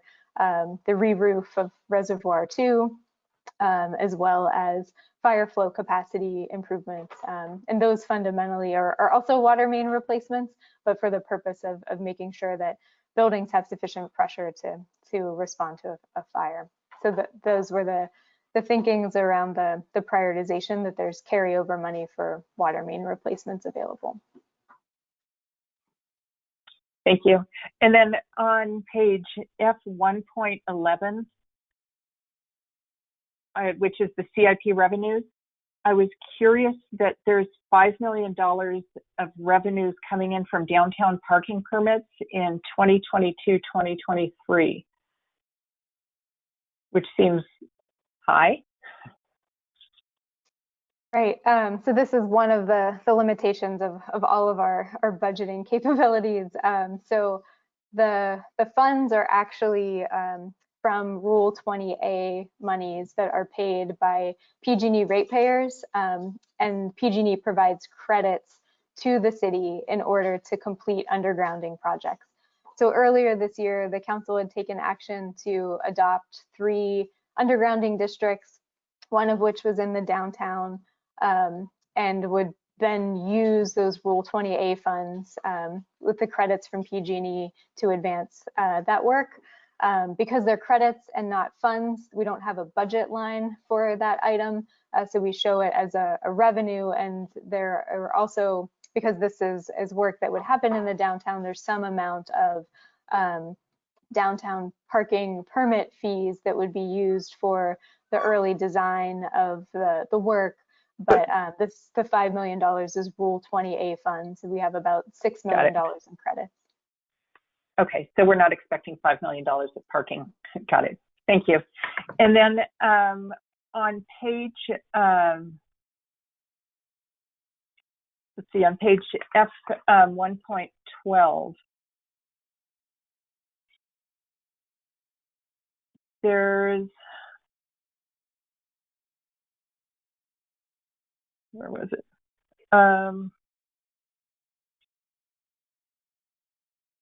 So on the downtown parking utility underground, you were just discussing, that's, we'll still come back to council as to exactly what of those 3 identified districts will actually do. Right now, we've just identified some options. I would still like to advocate for, on Santa Cruz Avenue, the portion that wasn't done, the Fremont to Johnson sidewalk, which is very much used right now, and people are having trouble keeping social distance, given that we're trying to keep 6 feet and the sidewalks has a lot of impediments in it. So I think that we will have a chance to discuss that at a later Yes, I think that meeting. that would be helpful direction from the council tonight. So the Rule 20, the action you took in February to adopt the 3 districts set up that we would not lose our Rule 20A funds from PG&E, as there were credits then being allocated to cities that were from cities that were considered inactive to those that had active projects in the pipeline. So that helped us preserve the funds on the books with PG&E, and they've since identified there's a 10-year sunset to use them before the program will be phased out. So we have a 10-year window in order to do an undergrounding project. So I think we'd plan to come back to the council for prioritizing those 3 districts. The other that would be a high priority is Alma Street, which ties in with the middle undercrossing. So we've been working to advance that right now, but the other two districts, downtown and Middlefield, that were established have not begun work yet. So we can bring that back for a priority discussion. That would be great.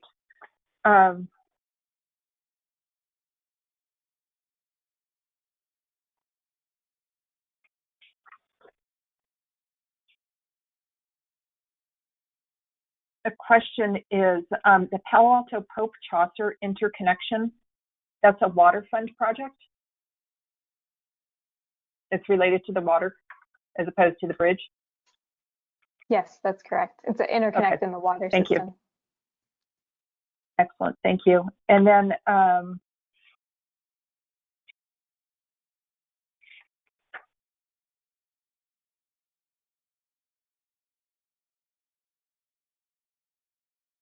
okay, I thought I had one other question, but I'm not seeing it. Sounds good. Thank you.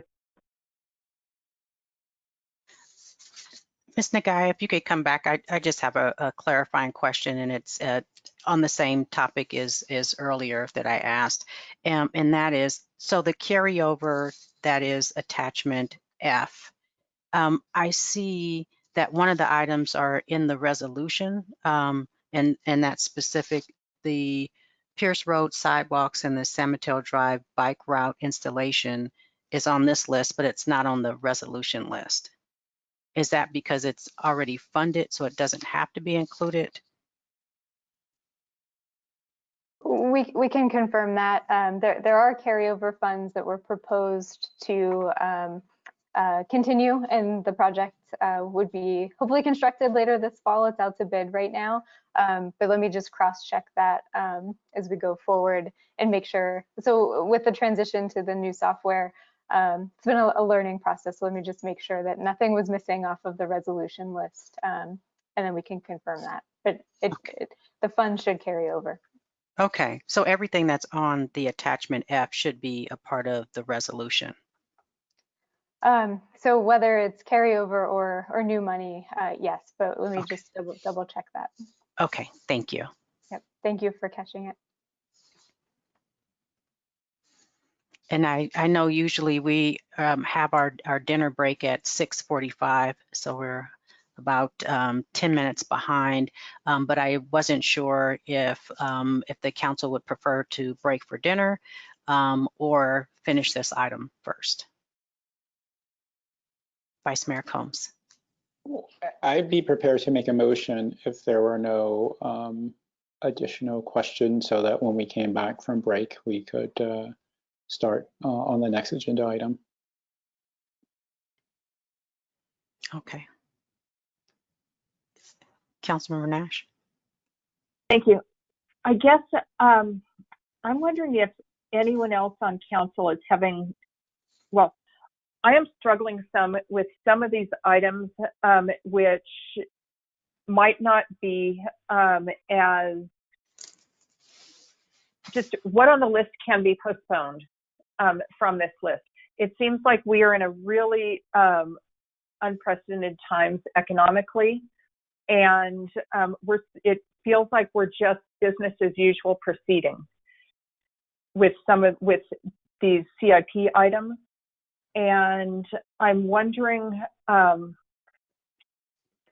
example, putting Sharrow's marks down on San Mateo Drive feels a little frivolous right now, for lack of a better word, given the situation that we're in. And even though I realize some of the money cannot be used directly to help our residents who may have needs, which I imagine we will see in the near future, I'm wondering if anyone else is feeling any discomfort at some of the projects that we have on the list, and seeing work going on, which on one hand, it's keeping other people employed. On the other hand, it seems that some of these just don't seem that important given our current environment. And right now, we really don't know what the future looks like and what our budget needs will be. This is already lasting longer than I think, well, certainly we thought the pandemic would not last this long when we first, back in March. And just,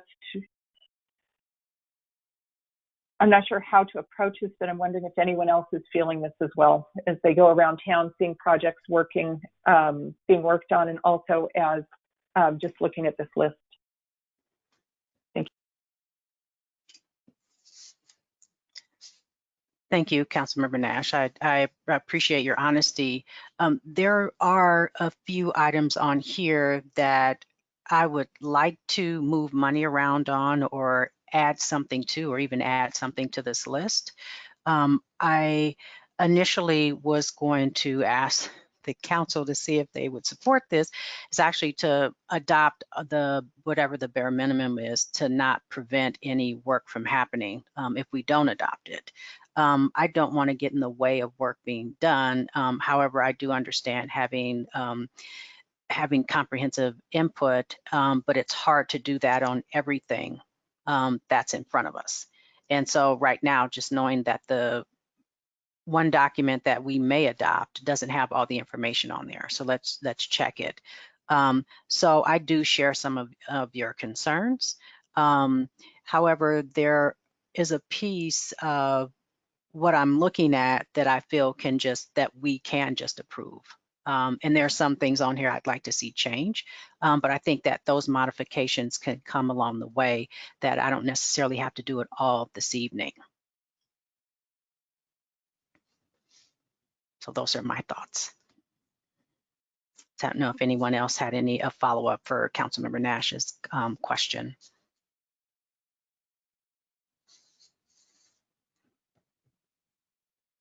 Vice Mayor Combs.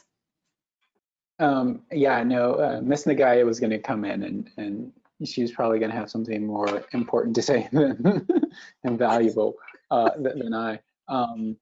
I was going to say, like, I'm open to anything Councilmember Nash or Mayor Taylor wants to present as far as things that should be removed. But I am concerned about, like, the process, right? And what that does to the process. And, you know, is this, you know, a house of cards, in the sense that there is this not that it's unstable, but that there is this sort of interdependency and interconnectedness that once you sort of start moving things or changing too much. But again, like I say, I'm open if there is some sense of things that should be that should be removed. Thank you, Vice Mayor Combs. Councilmember Nash. I just want to say, I don't feel qualified to make those decisions. I really think that is up to our professional staff, but realizing that I guess I'm trying to gauge the level of comfort with basically saying we should look at the, staff should be looking at the list, and things that can be postponed should be considered, you know, what are the, to possibly postpone them without just with their judgment.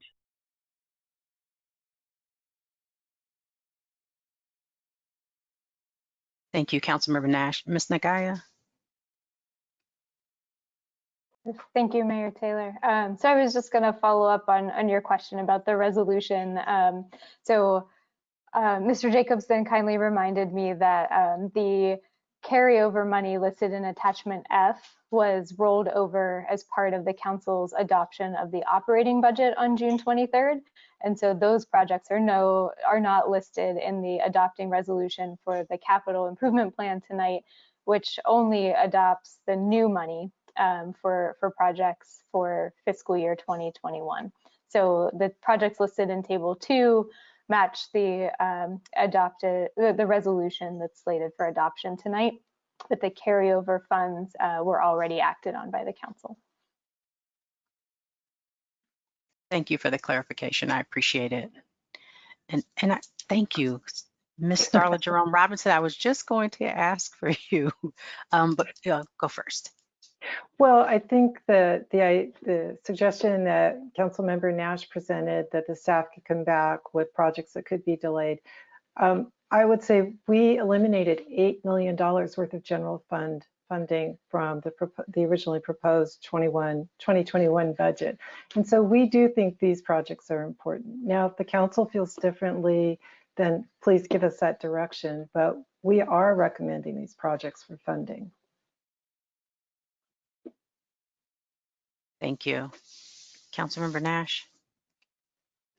So I am not trying to propose either that we cut a certain amount of money nor that we cut specific projects. It's more just a lens that I guess I would request that staff has as we continue to go through this pandemic, that just looking at what is necessary.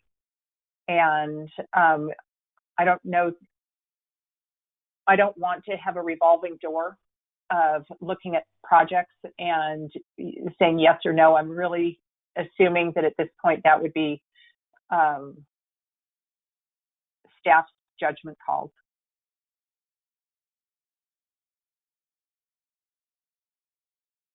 Was that a question for the city manager? I'm not sure. I think it's more just my own statement that I don't want to prolong this process. I don't want to have a constant review of this because I really think it can be best, I personally think it can be best made at a staff, city staff, and that all of you have so much a better perspective on exactly what's going on. It's just I am somewhat uncomfortable with doing projects that don't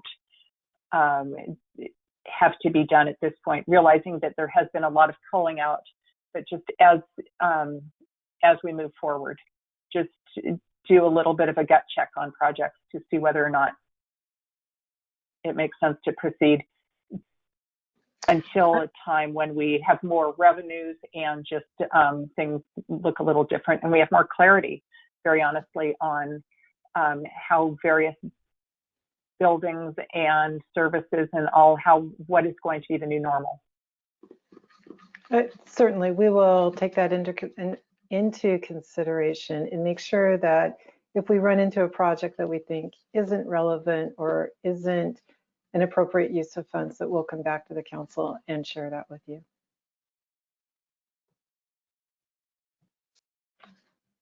Thank you. Thank you. Does that help, Councilmember Nash? And so I have a quick question, Ms. Starla Jerome Robinson. Sorry. I was trying to catch you before you hit that button. And that's just more around allocation of funding. To now use this as an example, the climate action plan is funded for $100,000. If we wanted to pull money from a project that has carryover funds to put in there, would that have to be done now? Or can that be done at a later date? It can be done at a later date. Okay. We will be spending so much time, having so much fun working on budget during this year. You'll have plenty of opportunity. Okay. All right. That's my only question. Thank you. All right. Okay, and Councilmember Mueller, I remember your last comment was essentially about moving forward on this topic. And if there isn't any other questions for staff, do I have a motion to approve item F1, adopt the resolution number 6576, adopting a 5-year capital improvement plan for fiscal year 2020-2021?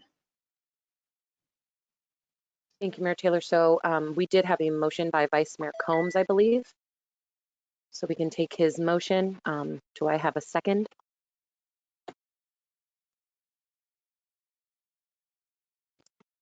Thank you, Councilmember Carlton. So by roll call vote, City Councilmember Carlton, Aye. City Councilmember Mueller, Yes. City Councilmember Nash, Yes. Vice Mayor Combs, Yes. Mayor Taylor. Yes. The motion passes unanimously. Thank you. Thank you, Ms. Herron, and thank you, Council. We have 3 remaining items when we come back from break. So I will see everyone. It is 7:05, so it's 7:25. Does that work for everyone? Great. Thank you. Reminder, turn off your webcams, disengage your microphones, and just engage your webcams when you return. Thank you.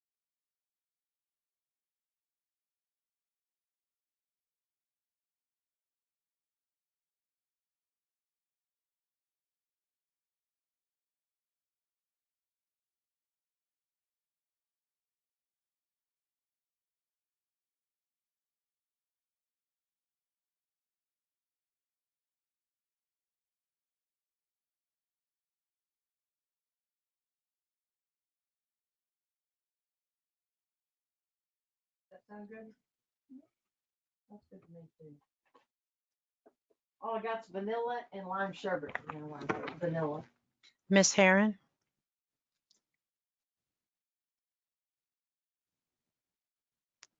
Hello, Mayor Taylor. I can Hi. alert the remaining council members that we're ready to reconvene. Thank you. My pleasure.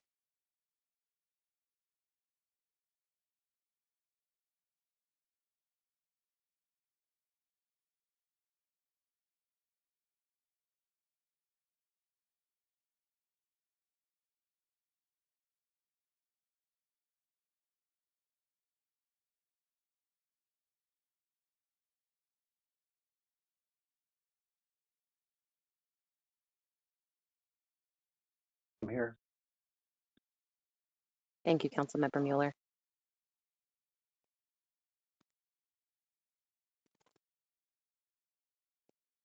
I'd rather swap it on with ice cream next one. Welcome.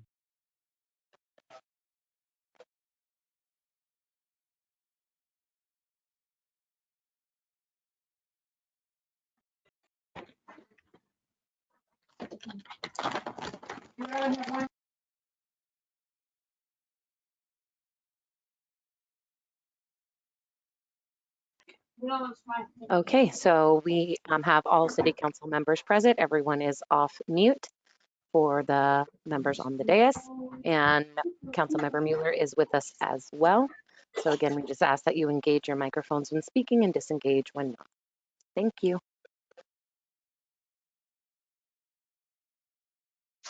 Thank you, Ms. Herron.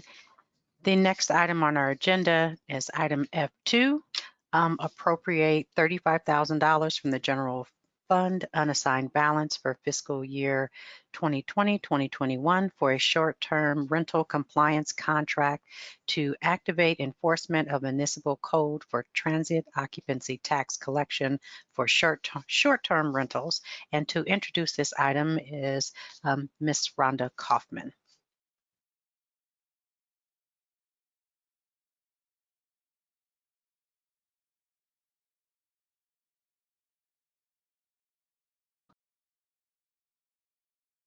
Good evening, Madam Mayor and members of the council. I'm going to, if you give me a moment here, I'm going to bring up my presentation.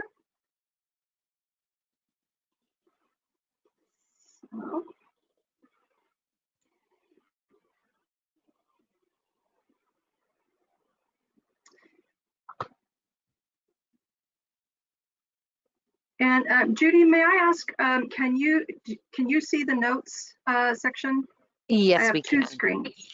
Yes, we see Okay. the one with the notes. So if you want to show just the presentation, that'll work. Thank you. Great. Thank you. Just reopen this.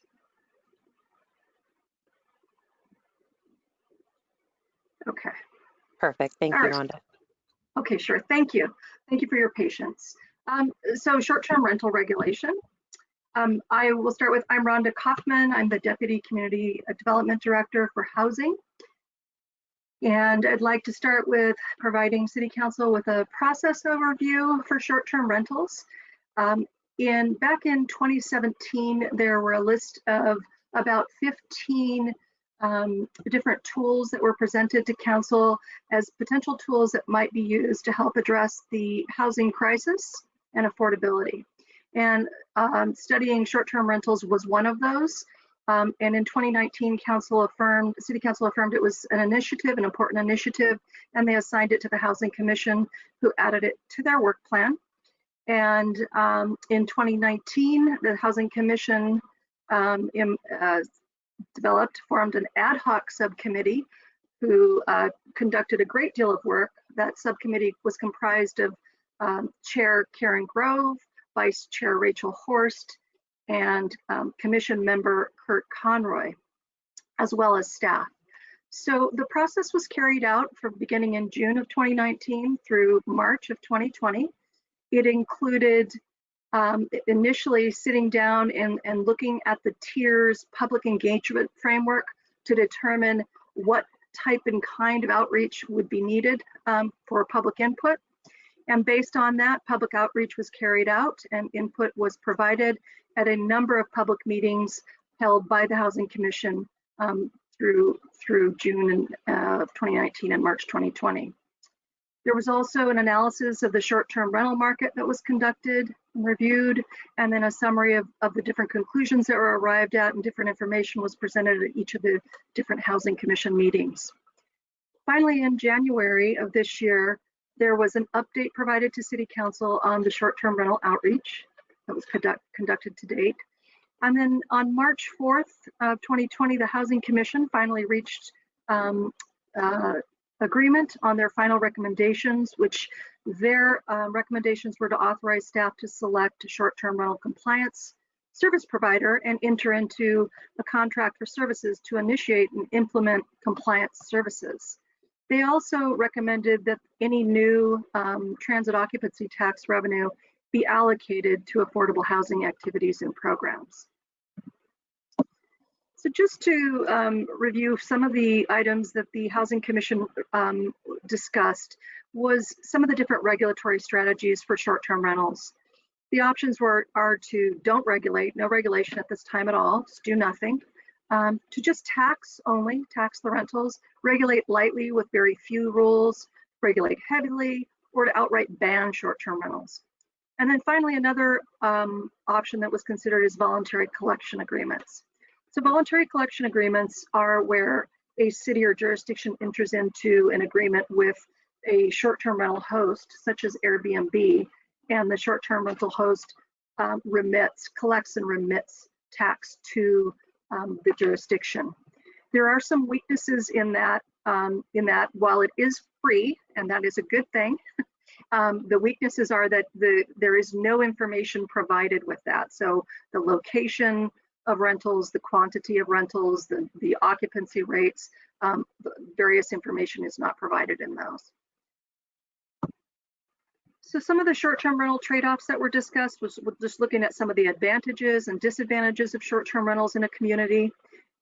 Some of the advantages include increased transit occupancy tax or revenue for the city. Visitors who rent those units bring extra spending on local goods and services.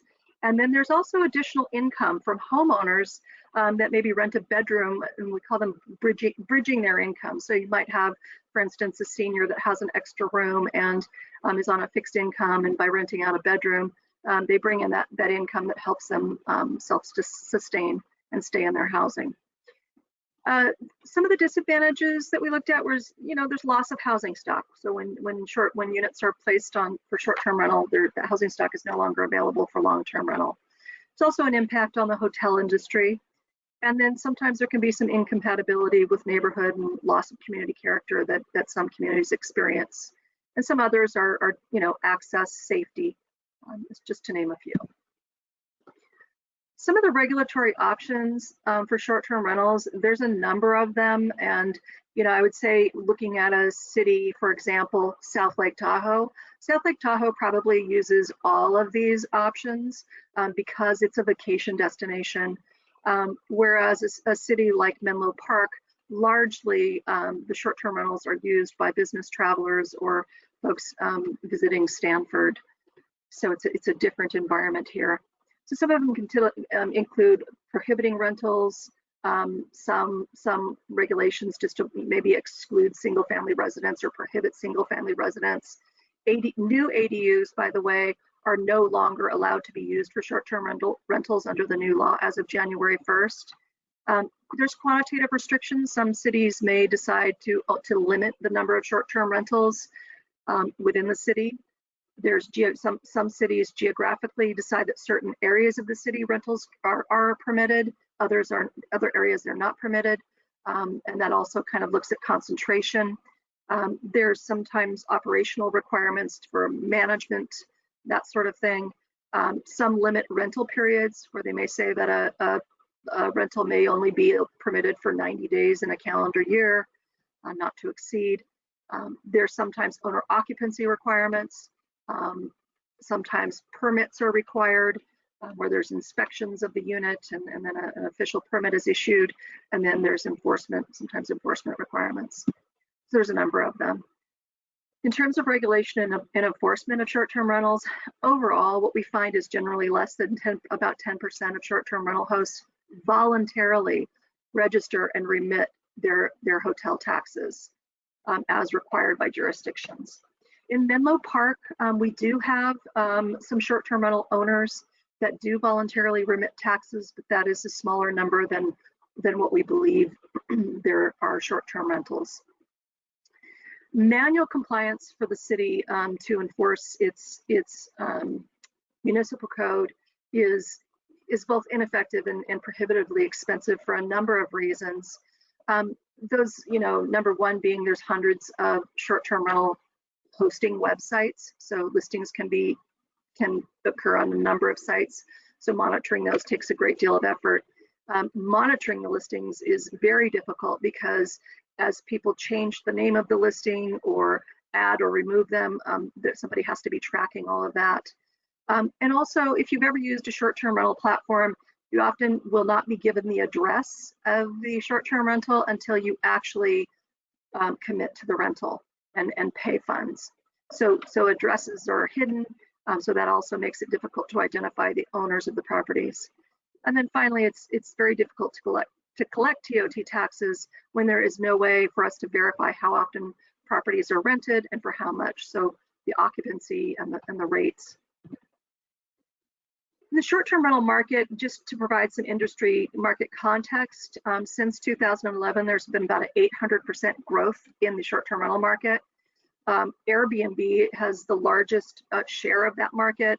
VRBO is the next largest short-term rental platform. There are some others like Booking.com and TripAdvisor that have a smaller share. There are, like I said earlier, hundreds of short-term rental platforms. Just to give you some idea, Airbnb's share on the rental channels as of June was about 79%, and VRBO is about 8%. And then some are duplicated. Some people who list their short-term rental post that on a number of platforms, Airbnb, VRBO, and others. So some are duplicates. So one thing I want to make note of, and I called out in the staff report, was there are the data that we have access to regarding the short-term rental market, we obtained through a website called AirDNA. AirDNA provides some good information on the market. However, there are some concerns with it. It's not necessarily accurate information because there are duplicative listings on there. There are properties that are outside of incorporated Menlo Park that are counted in the data that they have, and so it doesn't take into account those things. So these numbers that we're using, that we looked at for the last 2 quarters of 2019 that the Housing Commission used, were based on AirDNA data. And during that time, the active rental listings was really ranged between 396, 524, which was about 3% of the total housing stock. Those are active rental listings. Versus the occupancy rate during that time. So what units, how many of those units were actually rented? So really based on the lower number, the 396 listings, roughly 218 to 320 were booked at least one night during that period. So really occupancy rate was anywhere between 55% at the low end up to 81% at the high end. The average daily rate that was charged was roughly $254, and the high being $293 in August, which is it's kind of a seasonal high volume month, to the low in December of $211. And I would also note that information is based on not single families, but entire homes. So it excludes a room in the house where somebody rents a room or a shared bedroom. And then for just to kind of look at a snapshot of today, or more current information, we looked at the information for June 2020. And in June, there were 326 active listings, which is about 1% of Menlo Park's overall housing stock. The occupancy rate had dropped to about 57%, with 162 booked at least one night during that month. And so the average daily rate was about $216. And just in general, I think I mentioned this earlier, or actually I didn't, this is different. So about 74% of the rentals are entire homes, about 21% are rooms, and about 5% are shared rooms. Those percentages really are very common almost any month that you look at the listings since AirDNA has started collecting this data back in 2017. So just to give you some idea, and I know this map is small and I apologize for that, this is just a snapshot of the boundary of Menlo Park, and the purple dots are entire homes or entire units. The blue dots are rooms within a home, the occupied home, and the green are shared bedrooms. So there's very few shared bedrooms, and there are, again, largely entire homes or units that are available, and they're scattered throughout the city. And you can probably see from this little tiny map that there are some that overlap the boundaries and are in unincorporated. So those are the kinds of things where the AirDNA data has some weaknesses. So after reviewing all of this information and data and getting public input, the Housing Commission concluded that the highest priority short-term rental related issues were the need for accurate data to monitor the housing availability concerns and to collect the transit occupancy tax that is due to the city that should have been remitted all along. So they felt that enforcement of that, some kind of mechanism to enforce that, was important. Also, corporate leases came to our attention as a concern during this process. Many corporately leased units we found were also being hosted as short-term rentals, probably during times where they were not occupied by a corporate lease client.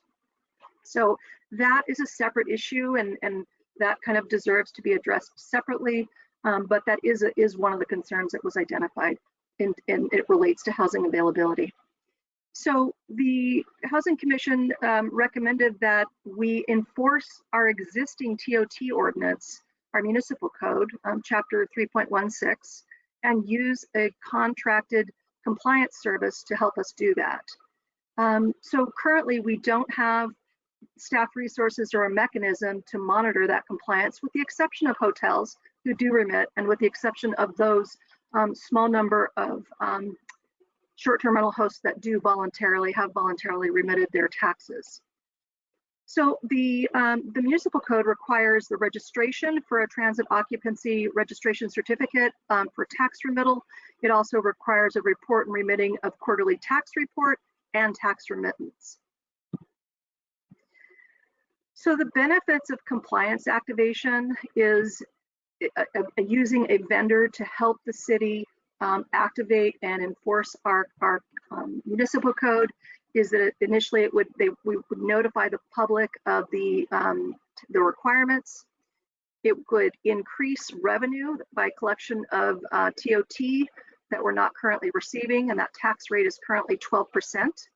It would help us with tracking and reporting short-term rentals, so we would get a better understanding of the actual number of short-term rental listings in Menlo Park, the number of nights booked, the rates, the types of units, the locations. Are they concentrated in a particular area?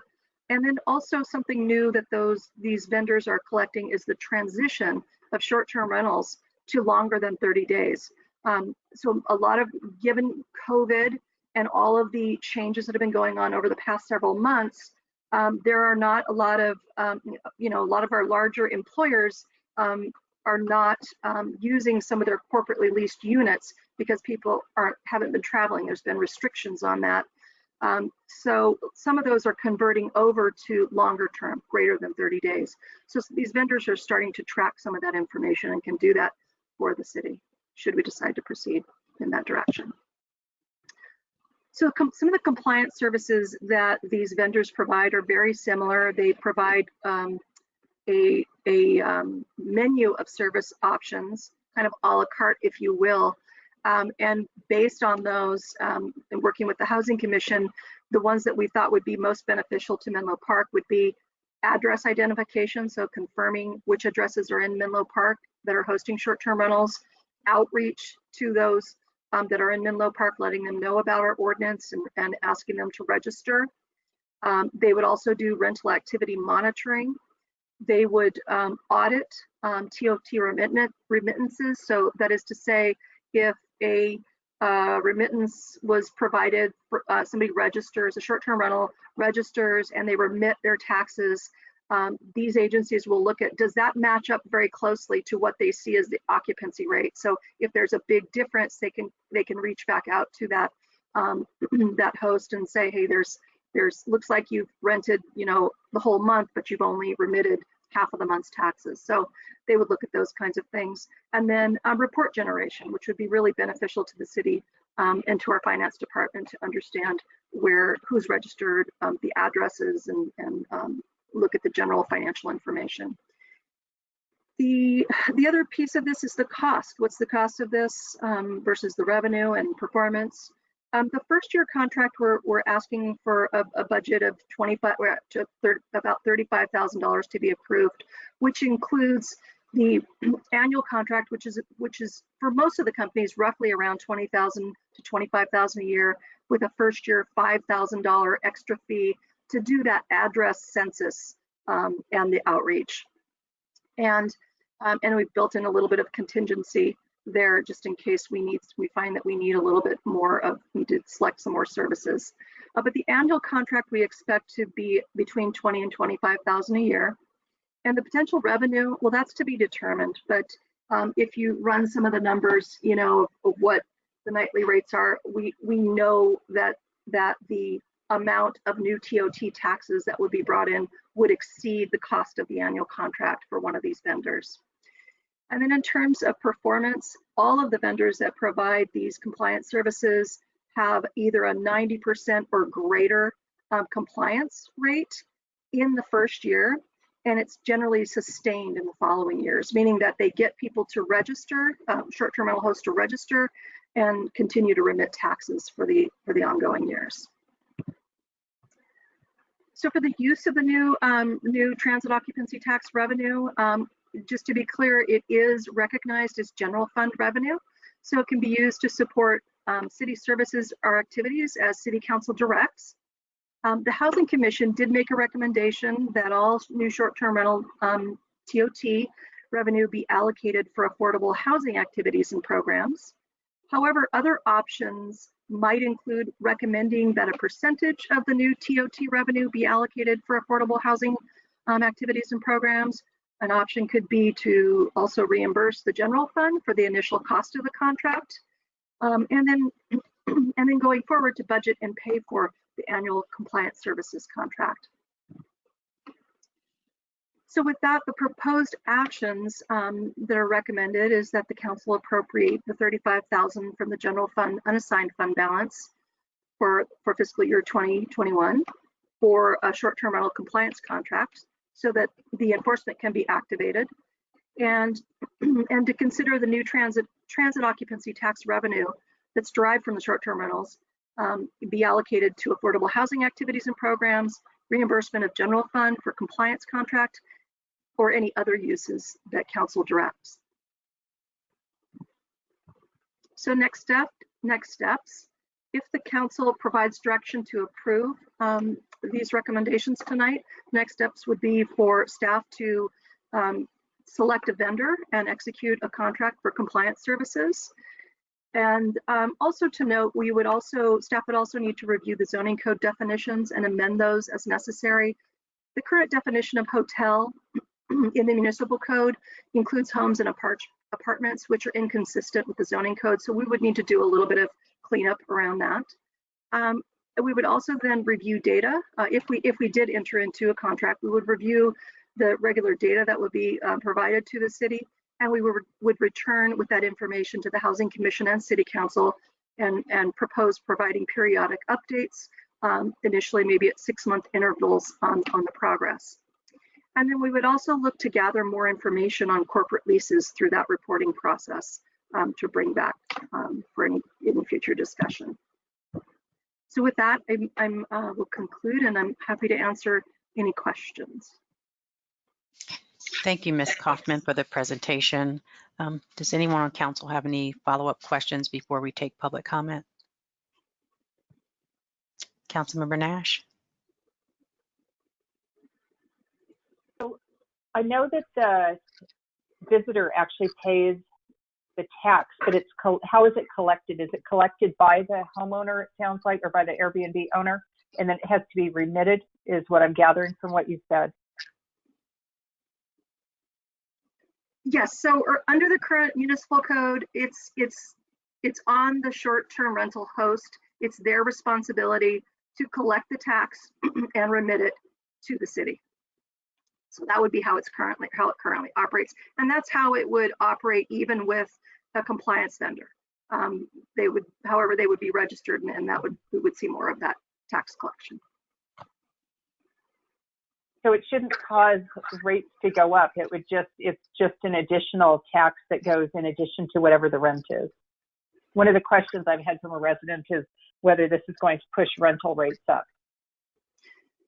Sure, great question. Yeah, so it would be optional for the short-term rental host to either increase their room rate or their unit, their rate by the 12%, or just if you've looked at the Airbnb platform, they kind of itemize charges, the nightly rate versus maybe a cleaning fee, and then taxes or deposit, that kind of thing. So it could be done either way.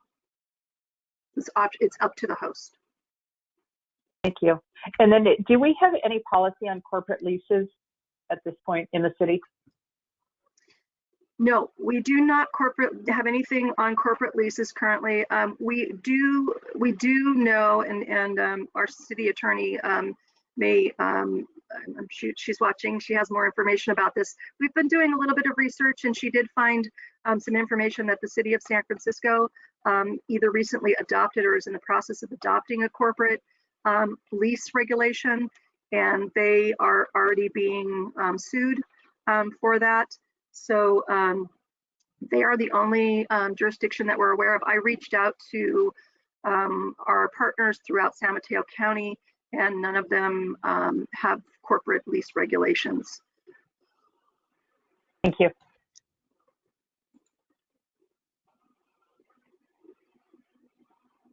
Vice Mayor Combs?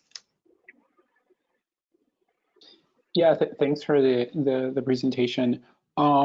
One of the things you said, one of the options that was maybe sort of explored to a minor degree was this ability to enter into an agreement with specific short-term rental providers like Airbnb, by which they would be responsible for sort of collecting and remitting the taxes to the city. Is there any sense of like what the cost would be for that? Like, is it just you sign an agreement with Airbnb and then they agree to sort of start sending you money? And is there like, and what would some of the sort of the obligations on the city's part look like in these agreements? Are they for a specific duration, or could you just sort of do them and then at some point, at any point decide that you didn't want to engage in it and maybe want to go a different route when it came to collecting these taxes? So yes, the voluntary collection agreements are term limited, and those can be for extended terms, a number of years, for example. And what I'll use Airbnb as an example. So, and I also want to caveat with, I spoke to Airbnb yesterday, and one of the things that's changed for them, in this whole environment of uncertainty and economic challenges, is that they have downsized like others, and they are no longer readily offering voluntary collection agreements because they don't have the capacity to carry those out. Meaning that, but that is how they would work. So typically the way it would work is a jurisdiction would enter into a voluntary collection agreement at no cost to the city or to the jurisdiction, and Airbnb would require the payment of the tax for any rentals within incorporated Menlo Park, and then they would remit a check to the city on a monthly basis for the taxes that they collect. without any information on addresses or whether or not those came from registered or unregistered rentals or any other information that I mentioned earlier. And just so a follow-up, so I'm understanding the situation. So is that not an option at this moment, you know, or is it an option? Is it something that Airbnb still does or not? So they do, they could not commit that they would offer that to the city of Menlo Park because of their capacity concerns right now. So they're more likely offering that to larger cities, but they couldn't confirm that they would do it, but they said that it's become a challenge for them. And so just so I don't know what they couldn't confirm, did they say yes or no? Or like, I don't like, is this something that's an option or is it not? It's unlikely an option at this point in time. Okay. So they didn't say yes or no, they said it's unlikely because of their limited capacity. So they've scaled that back where they used to readily say yes, no problem. They didn't say yes or no. I said yes or no, and they said, you know, unlikely. Okay, cool. Thanks. Councilmember Nash.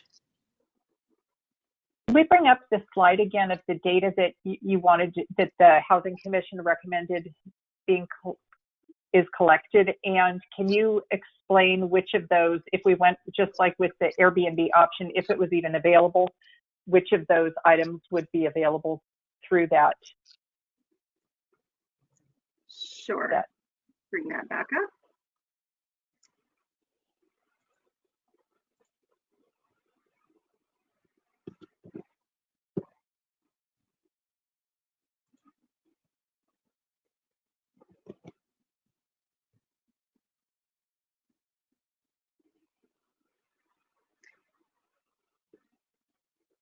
So was it the slide of the compliance services, Councilmember Nash, that you were asking about? So there, I thought, I recall a slide where there was a list of what actually, yes, I think this was it, the service options and what was the Housing Commission interested in actually, what did they find that would be valuable that we would get from the compliance service? So I think this is it, in addition to obviously the TOT remittance. Yes, so, and this, I would also say that this was more of staff driven, large part of this, because was something staff driven, kind of explaining what information would be useful for this process, and the Housing Commission agreed, and their interest was definitely in understanding better how many short-term rentals we have, so that they could have more of a understanding of the short-term rental market and its impact on housing availability, which is part of what these services would provide through the rental activity monitoring. So I guess what I'm trying to get at is, what is the value add of working with one of these compliance services? Obviously, it's costing us between $20,000 and $35,000, depending on which year you're looking at. What is the benefit of doing that rather than working if Airbnb would ever work with us? I thought that there actually was a benefit to using the compliance service, is what I'm trying to get at. There is a because benefit. We get the addresses and some other information that we were looking for. Right. So to answer your question, yes, so the benefits are all of this. So let me see. I think I had another slide that provided some of the information. So here's this one of the benefits of the compliance. Using a compliance service is that they will not only will increase the TOT that's collected and the number of short-term rental hosts that will register, but the tracking and reporting. So we would get a report that would tell us the number of short-term rentals and accurate data on short-term rental listings in Menlo Park, the nightly the number of nights booked, so the occupancy rates, what are the nightly rates, what type of units are they? Is it a single family home? Is it an apartment? Is it a shared home with a bedroom in the home that's being rented out? Is it a shared bedroom? Is it an ADU that was permitted prior to the law changing January 1st? The location of the short-term rental listing. So we would see, is there a concentration of them in a particular apartment building, which is sort of what we're seeing now. So it would confirm that for us. And then also something new that they're collecting is that transition of the short-term rentals that are converting over and requiring a minimum of 30 plus days stay. So those are some of the things that we would get so that we could better understand the short-term rental market in Menlo Park. And these are things that even if Airbnb, as an example, was willing and had the capacity to enter into a voluntary collection agreement with the city, they would not provide any of this information. They would simply remit a check to the city on a monthly basis. Thank you. That's exactly what I was trying to get clarified. And this information, beyond just being interesting, is actually beneficial to the housing needs assessment, and it's actually useful information in a broader context for our development and land use. Is that correct? That seemed to be what we heard, is that from the council, city council, and from the housing commission, is that everyone wanted better information on what's going on in the short-term rental market within Menlo Park. And again, I'll caveat that we're in a different time right now, and things are kind of unprecedented, and things are really fluctuating and not moving in the typical direction, which is where we would see an increase in the short-term rentals and an increase in the cost. They're just starting to spring back. They dipped dramatically in March and April, but they've started to climb back up now that some of the regulations have loosened related to short-term rentals. So it would give some of that information, and if in the future, based on that good data that's coming back, accurate data, if the Housing Commission and City Council had some additional concerns about housing availability, this information would inform those decisions, and it would be readily available for where we don't have it right now. So it goes well beyond the short-term rental assessment itself. It focuses on short-term rentals, but it would inform how much, really, just having the accurate number of listings in Menlo Park versus those that are duplicate counted, et cetera. We don't have an accurate number right now, but having that really gives a better understanding of, does the city council want to have a discussion about creating some further regulation of short-term rentals. Just as an example, I think Burlingame right now is going through the process of looking at putting some higher regulations on their short-term rentals within their city. And then there's a whole handful of cities throughout San Mateo County that have had imposed some lighter restrictions related to short-term rentals. So this information would help inform any future concerns or policy decisions.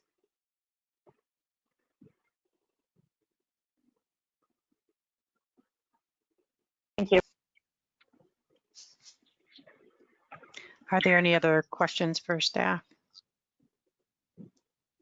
Councilmember Mueller? I don't have any questions at this time. Okay. I'll Thank ask you. my questions after we have the public comment. Okay. Ms. Herron, do we have any public comment on this item? Thank you, Mayor Taylor. So at this time, I would like to invite any member of the public who wishes to speak on the current item, F2, regarding appropriations of $35,000 from the general fund and unassigned fund balance to the short-term rental compliance contract. To engage that hand feature in the top right side of your screen, I'll have the opportunity to open up your mic and you can address the City Council. At this time, I would like to invite Julie Shanson. Julie, you are off mute and able to address the City Council at this time.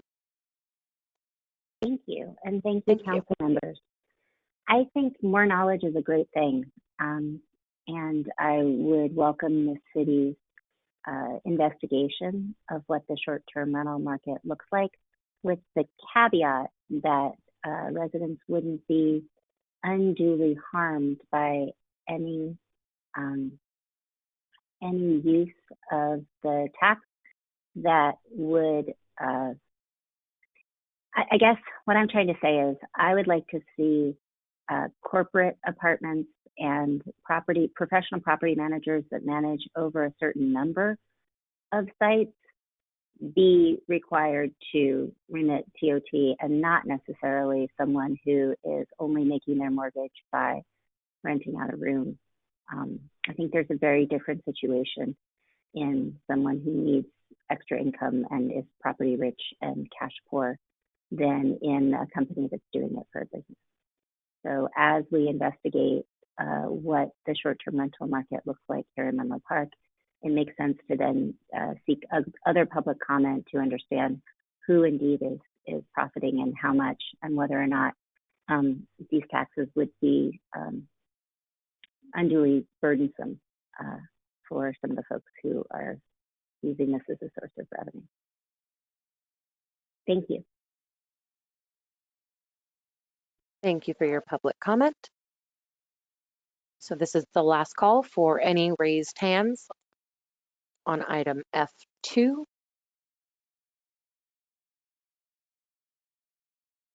Mayor Taylor, I'm seeing no further hands raised. You may continue the meeting. Thank you. Thank you for the public comment. Councilmember Carlton. Can you hear me? Yes, we can. Okay, thank great. So for the record, how are we defining short-term lease?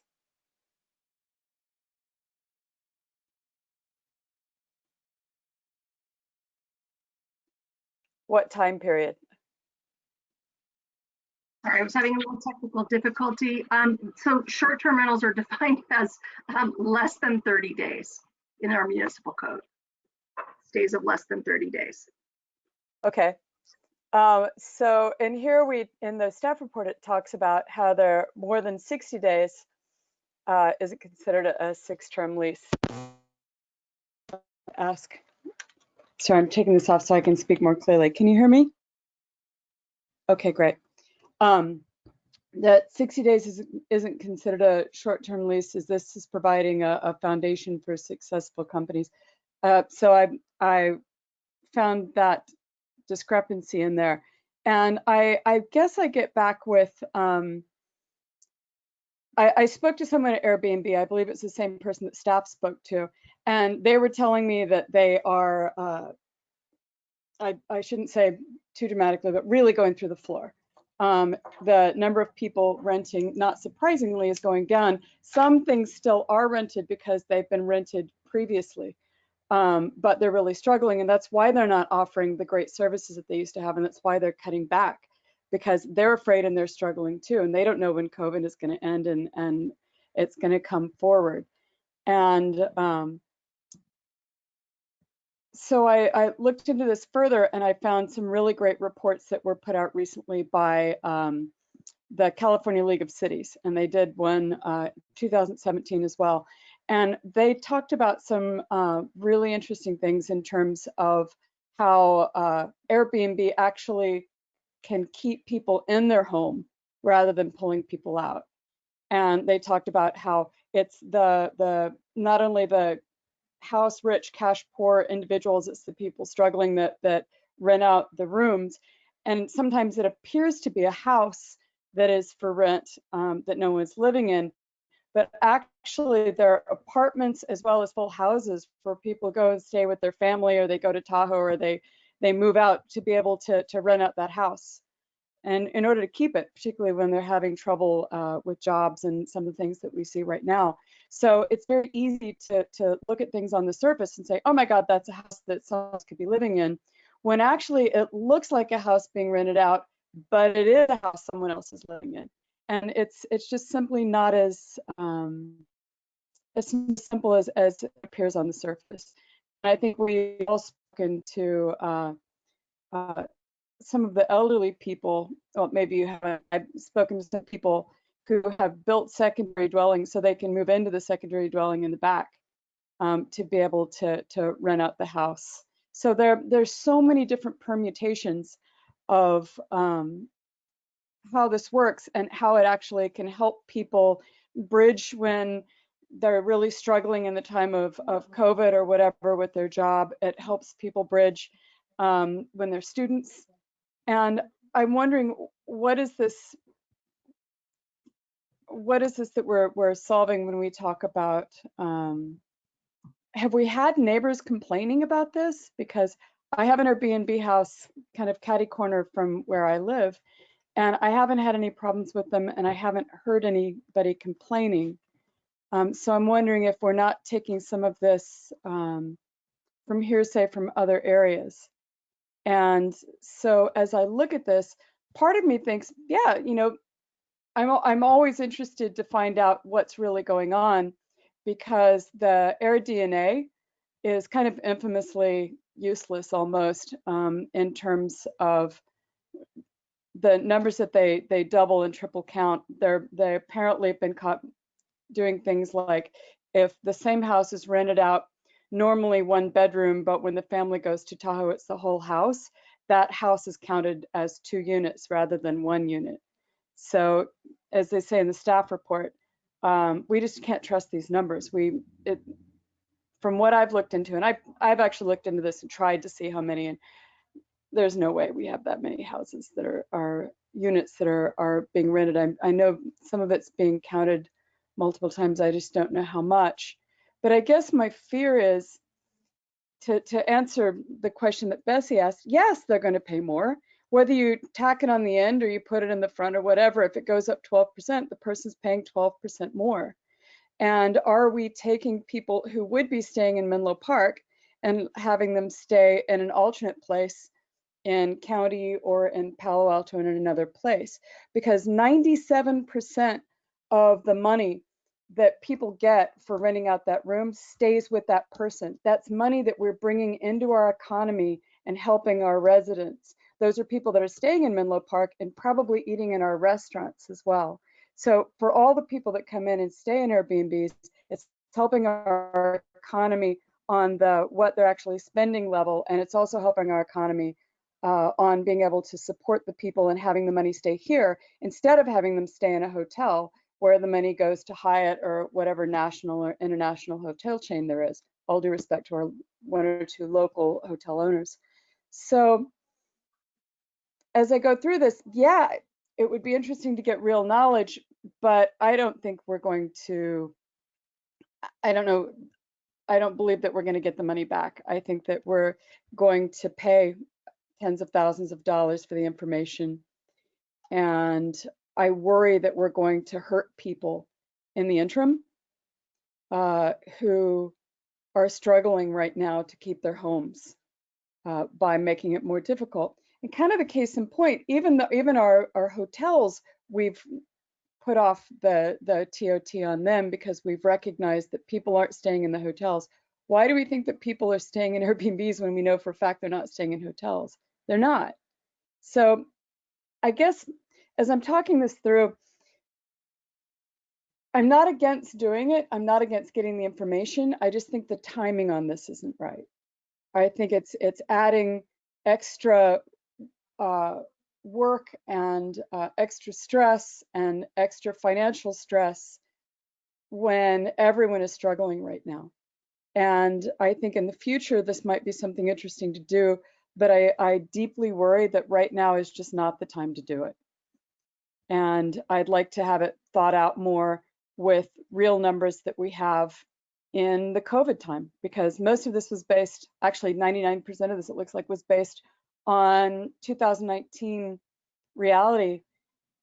And please, God, I would love for that reality to come back in the fall, but I don't think that's going to happen. And I'm worried about the unintended consequences of adding extra burden on people at a time when everyone's just so stressed out anyway. So I'm not saying it's a bad idea. I'm just saying this is not maybe the right time for it right now, because I agree with Julie Shanson, and Julie Shanson basically says the same thing that the Bay Area Council had come out with a really, really, really good. In fact, we should have them come and speak to us. Big report on all this, and they were saying the same thing, that it's the mom and pop who are most of the people that are doing this rental who could potentially be damaged and potentially have their own homes threatened if it's not done correctly. So I don't mean to go on. I'm just very deeply concerned that it's the right thing to do at the wrong time.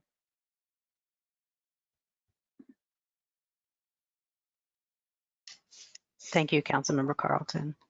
Ms. Kaufman, did you have a follow-up?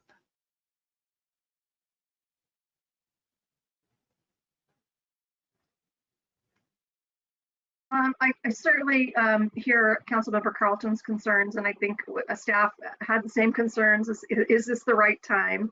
And certainly see your points. One of the things I will comment is that the city's municipal code has been in place for, I'm not sure how long, but it's been in place. It predates, I believe, this kind of short-term rental market. And everyone was required to register and remit this all along. So if in that perspective, there have been a lot of people that have been operating these outside of the law. And at the same time, imposing, imposing the new tax and kind of enforcing our municipal code could create some hardships, and I can certainly see how that would, because you're right. Either way, whether hosts add that to the renter and the renter pays it, or they take it out of their rental rate, either way, it's an additional expense and can have an impact. So certainly understand those concerns.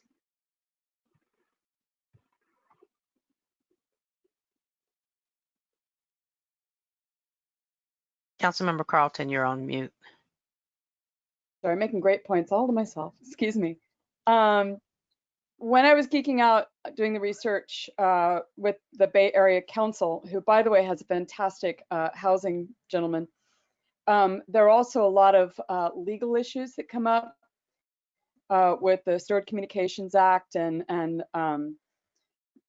so I don't know if that's been considered at all. I don't think that's pertinent right now because it's going to get late and we have 2 more things to go through, but I'm happy to speak with you further about that offline. But there's some lawsuits and legal things coming up in terms of being able to look into these that I don't know have been settled. But as I say, we can take that up later. Right now, the most important thing I see right now is that I do not believe that we're going to bring in enough money to pay for this program. It's going to take staff time. It's going to impose further work at all level when we're already stretched. And anyway, I'd like to see us do it later and not now.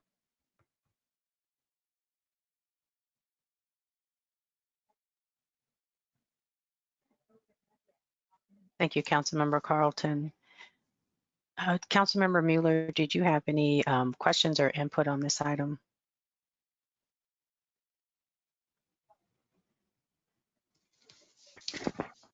Yeah, based on what I've heard from staff and from my colleagues, I'm fine with putting this item over till July of next year. I'd also note this isn't specifically an Airbnb item, that there's many different avenues with which to do short-term rentals. But it seems appropriate to me, given that we've effectively given our hotels a TOT break for the time being, that we put this over and pick it up at a time again when we're actually pursuing such revenue.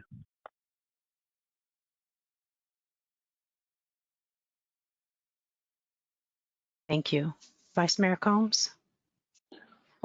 Yeah, I just first want to clarify, when it comes to the TOT with regards to the hotels, we've sort of delayed our collection of it, right? But like if I go into and stay at a hotel in Menlo Park, a TOT will be charged, correct? And at some point in the future, that money will make its way to Menlo Park, right? I mean, at this moment, no one staying in a hotel is getting a break on TOT, right? And the issue is that people staying in these short-term rentals are getting a break. And so I'll let the city manager answer that question. That is correct. Okay, totally fair. So I've struggled with this because I share Councilmember Carlton's concern about one, whether this is the right time, whether it's completely settled law.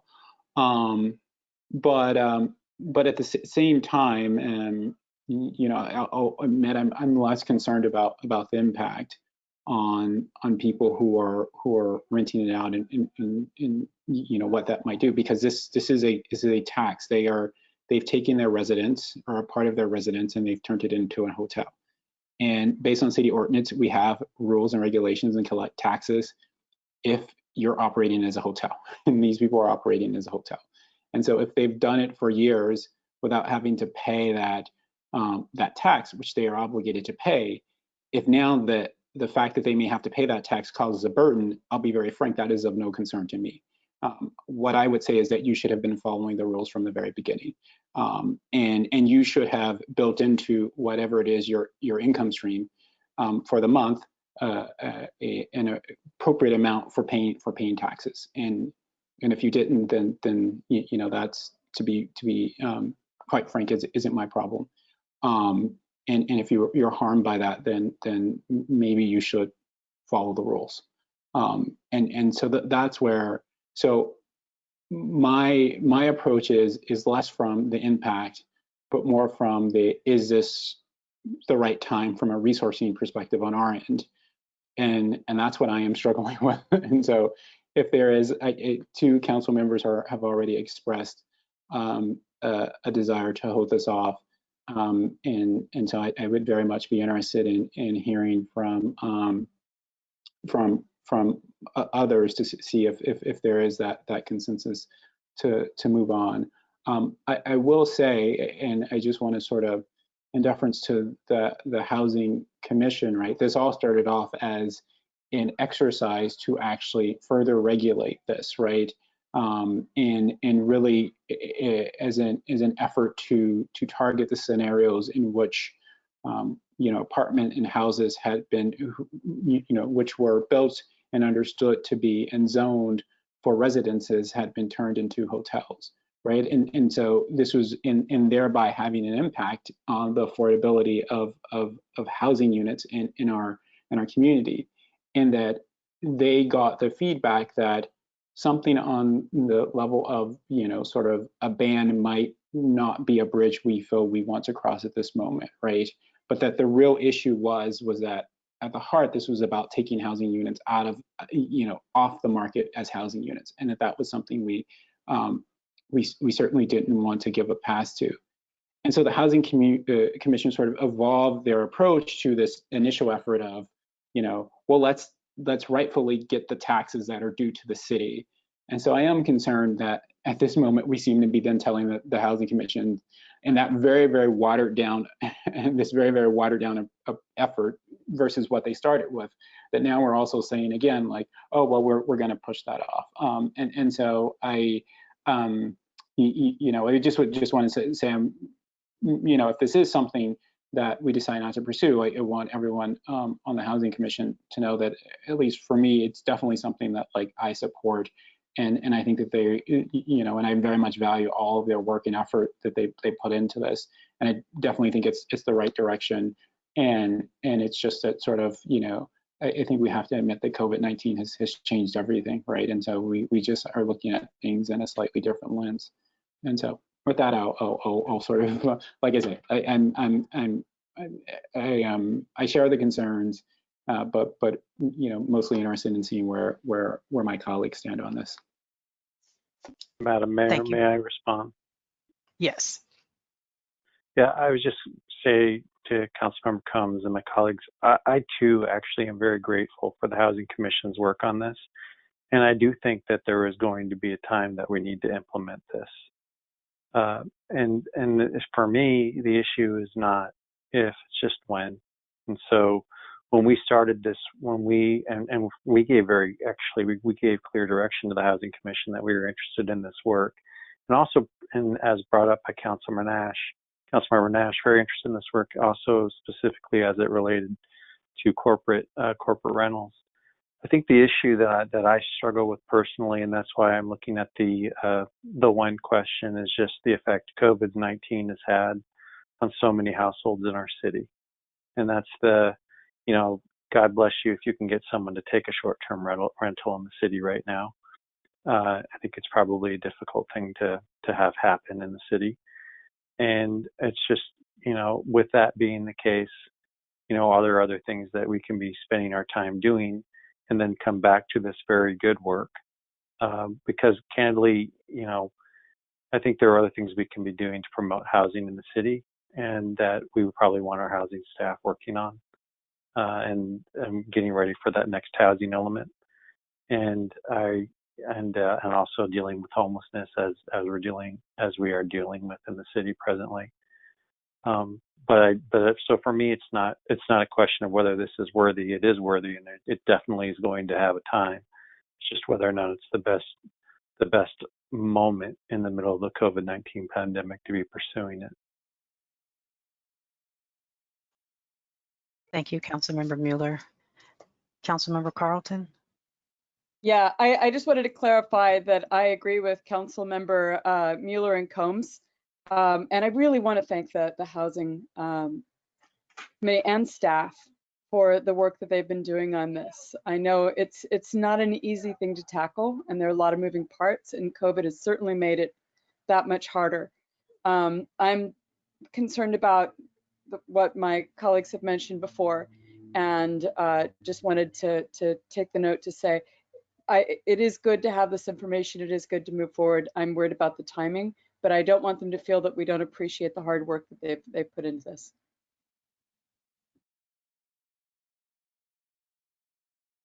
Thank you, Councilmember Carlton.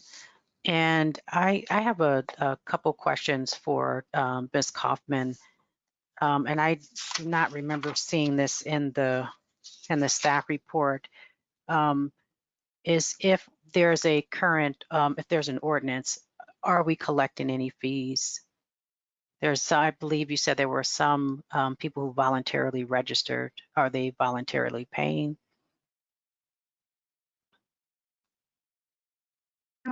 Hello, Madam Mayor.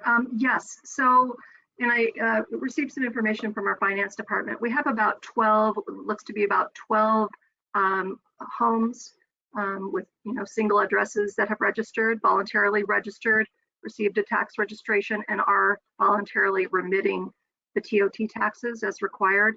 We also have about 4 of the corporate lease, bigger corporate lease companies that are also registered and voluntarily remitting the taxes to the city.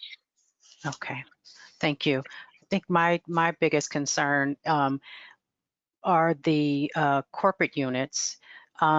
And then also just thinking about what our occupancy rate is in Menlo Park for available units and units being taken off of the market to accommodate the Airbnb short-term rental. I am actually supportive of moving forward. I believe that having more information and being prepared for when the time comes is better than to be in the situation that we're in now, where we haven't collected what we should have been collecting over the past 3 to 5 years. And so knowing what the rental market looks like in Menlo Park, just thinking about moving forward, what would I want it to look like? One, knowing what is out there, getting more information about what housing exists, that's short-term rental, one-night Airbnb, what have you. And then looking at the larger complexes. My concern about one that's not too far from my house is that they advertise as only having 1 unit vacant, but they're actually Airbnb 20 units. And so that needs to stop. And I'm not sure if they're one of the ones who are registered voluntarily or not. But you know, I believe in some type of enforcement, especially in a situation like that. As far as the single family dwellings, there are people renting 4 of their rooms and living off of the funds. Is that right or wrong? Well, if we have a law that says that they're supposed to be paying a tax, and ordinance that says they're supposed to be paying a tax, then clearly it is. But I'm not interested in penalizing people. I'm interested in knowing what our rental market is in Menlo Park, what it really is, as opposed to what we're assuming. And the only way to do that is to gather more information. I am really cautious about how how I respond to anything that our Housing Commission brings to us is because in 2017, I wasn't on council, so I did not, I wasn't a part of their work plan. Now we are, and moving forward, that part of that work plan still exists for them. And so the last work plan, they felt we didn't support, at least not the consensus of the council. At any rate, so I'm interested in moving forward on it. If no one else is, that's fine, but I am.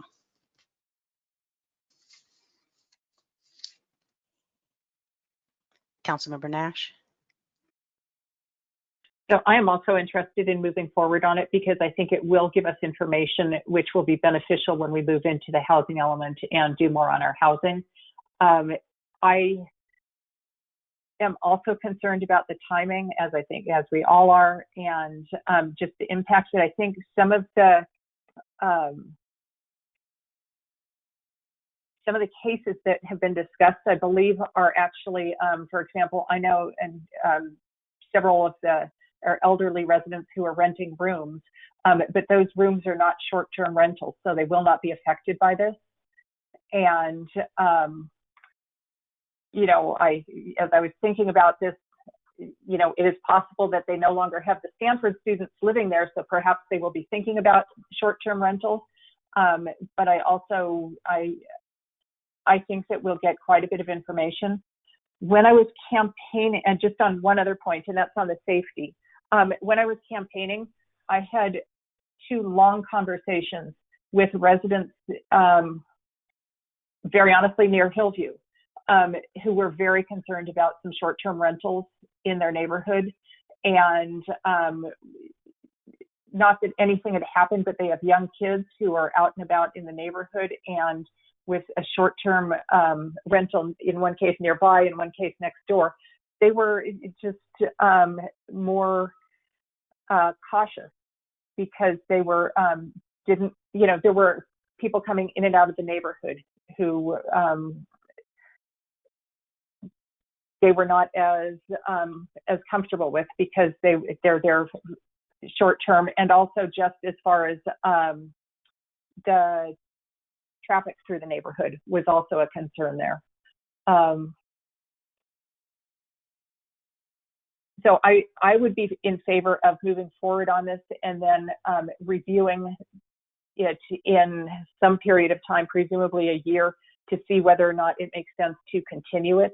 But I think we would get some interesting information that would be worthwhile. And as Vice Mayor Combs said, and Mayor Taylor, it has been a law that's on the books. Right now, we have very few individuals who are voluntarily complying. And I think it's worthwhile bringing everyone into compliance. Madam Mayor, may I respond? Yes, Councilmember Mueller. May I maybe to sort of bridge where we all are. I have no problem right now with us looking at doing the research and doing all the work to pull in the data. Or I think where I'm pausing is just the implementation and collection.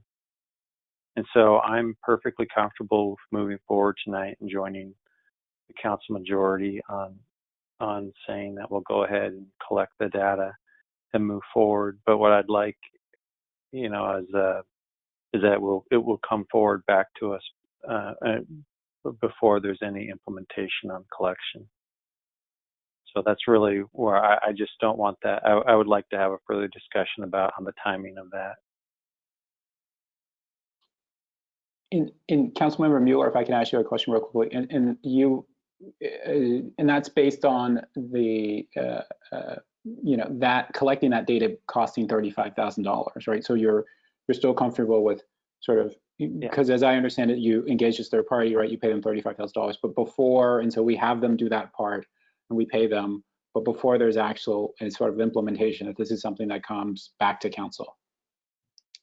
Before, no. I'm happy with them collecting the data. I'm happy with them getting all of that data. I'm talking about actually starting to enforce the tax. Yeah. I'm just saying that process costs $35,000, and so you're okay with. Okay. Okay, then yeah. Yeah, okay, I'm so fine with the $35,000. I'm fine with starting that process. I'm fine with us getting all of our ducks in a row. The part where I'm hesitating is just on the implementation of actually collecting the tax during the pandemic. So that's the part I'd like to come back to us to discuss at a later date on timing. Does that make sense? Yeah, totally. It seems like the city manager wants to chime in.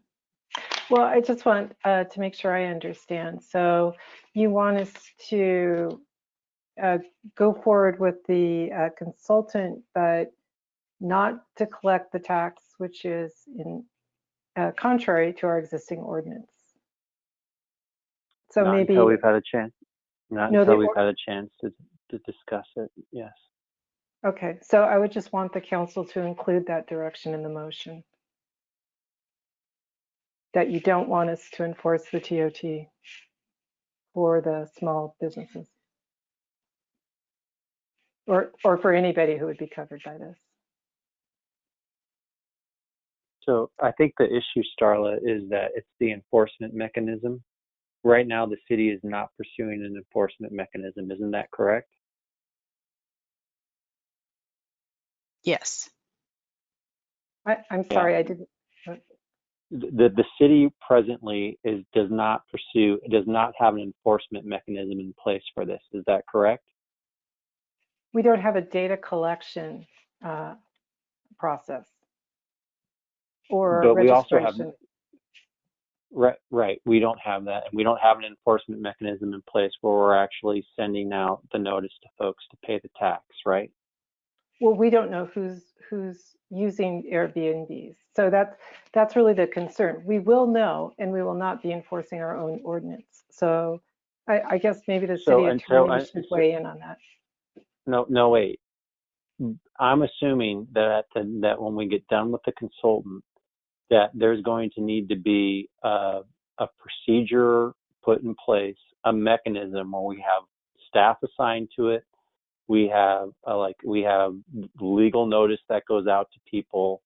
That, I mean, it's not like it's just going to be $35,000 we pay a consultant and then all of a sudden, I mean, there's going to be a bureaucracy that's going to need to be built out with this tax bill, won't there? Well, so honestly, I think we'd need to learn more about it. But the whole point of using the consultant is they would be collecting all of that information as well as the fees and remitting that to the city. There are administrative arms. But so you're saying the consultant is the one that's going to be actually reaching out to the resident with the tax bill? Well, to the business.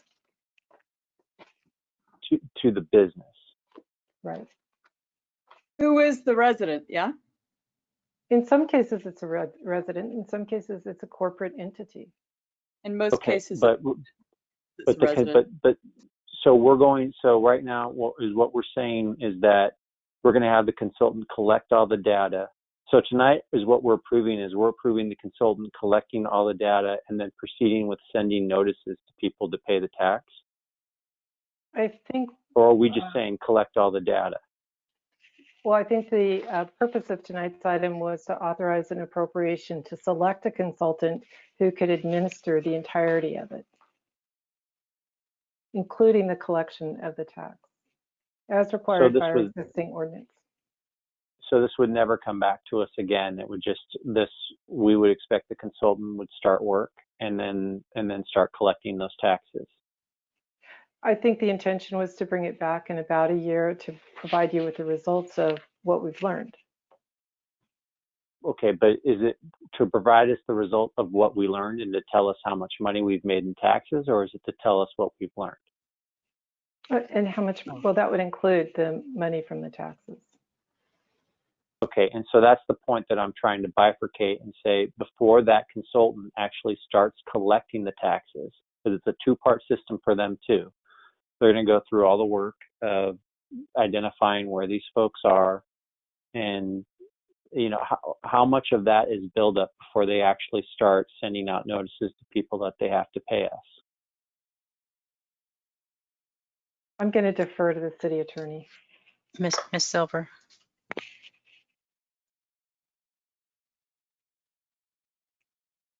You are still on mute.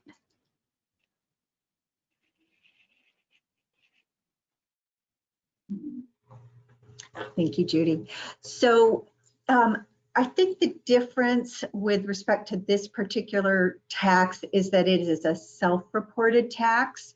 And so my understanding of the consultant's role is that they will try to contact all of the residents who are renting a portion of their house or the whole house and get them registered. We just want them in our database.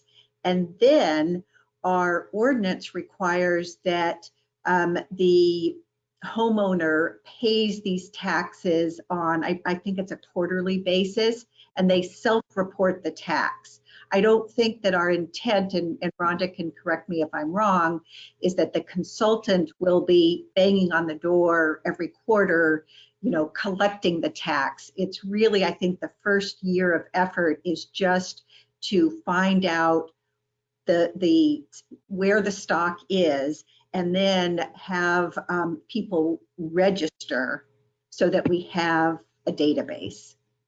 I don't think the focus is on actually collecting the tax, although, you know, certainly the residents will be informed that we have this ordinance and here are the procedures for, you know, remitting tax on an ongoing basis.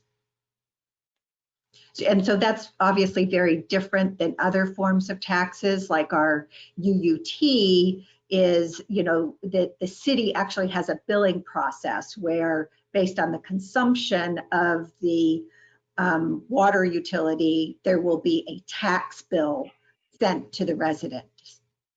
This is just a different form of tax.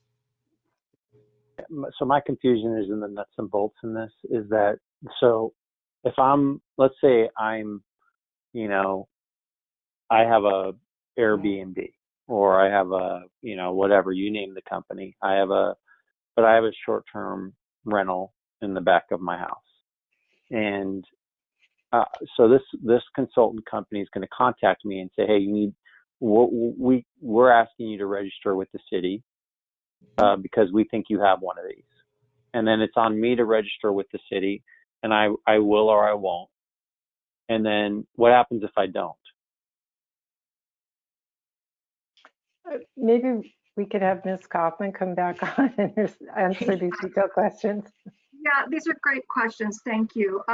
So using that analogy, I would back up to when we talk about enforcement and compliance, it sounds very heavy-handed.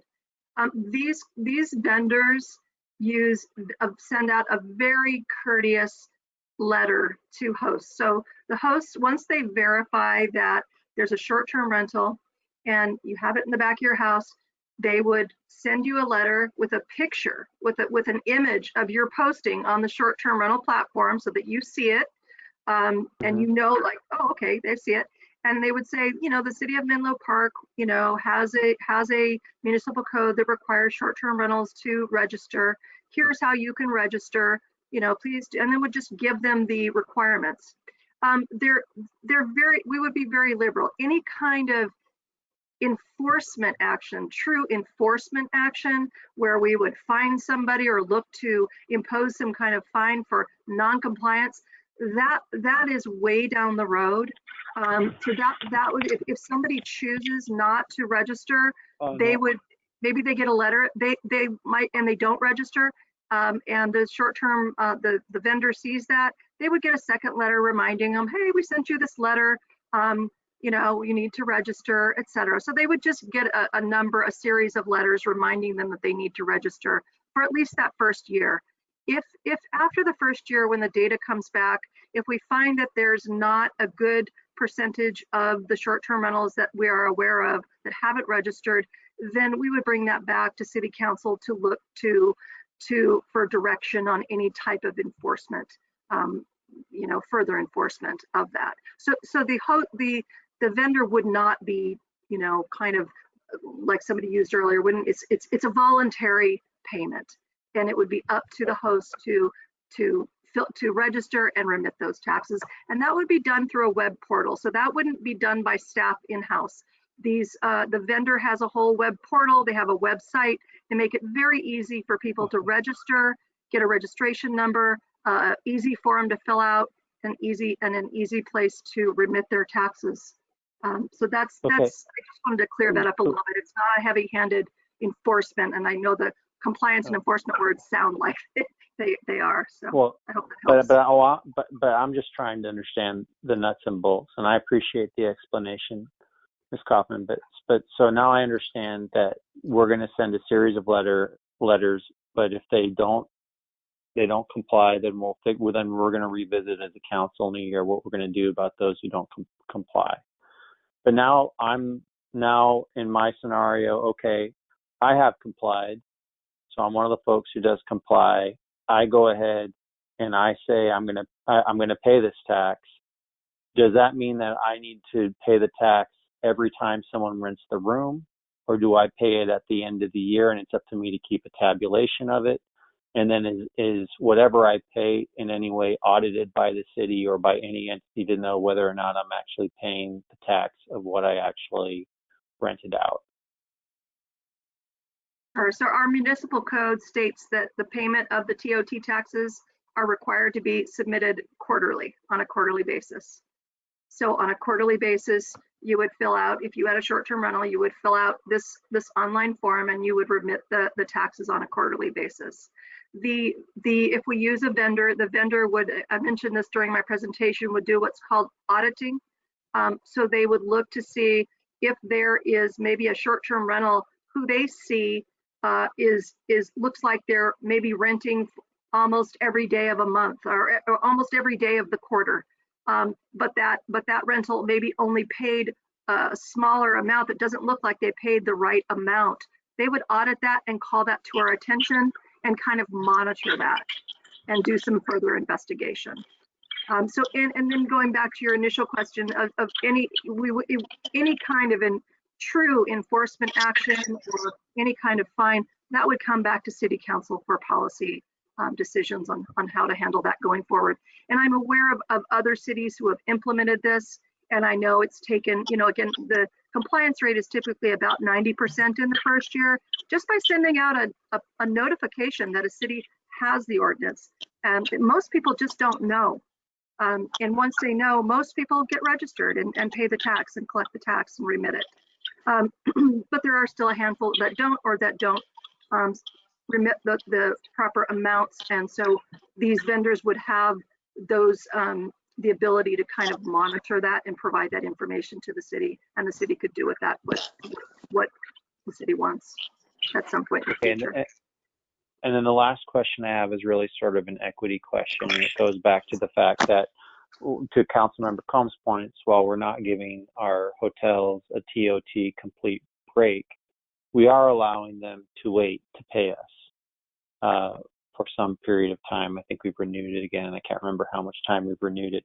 Is there any option whereby we can give our homeowners, or I guess we call them our businesses who are doing this, but whomever they are, they're akin to these hotels, our large hotels.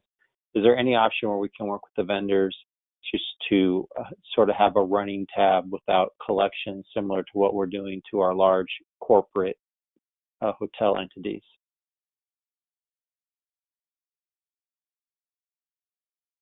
Need to look into that further, but my, going back to, this is a voluntary, it's voluntary information. So the short-term rental host voluntarily states how many nights they rented out a room or their unit, and what their rental rate was and what they collected.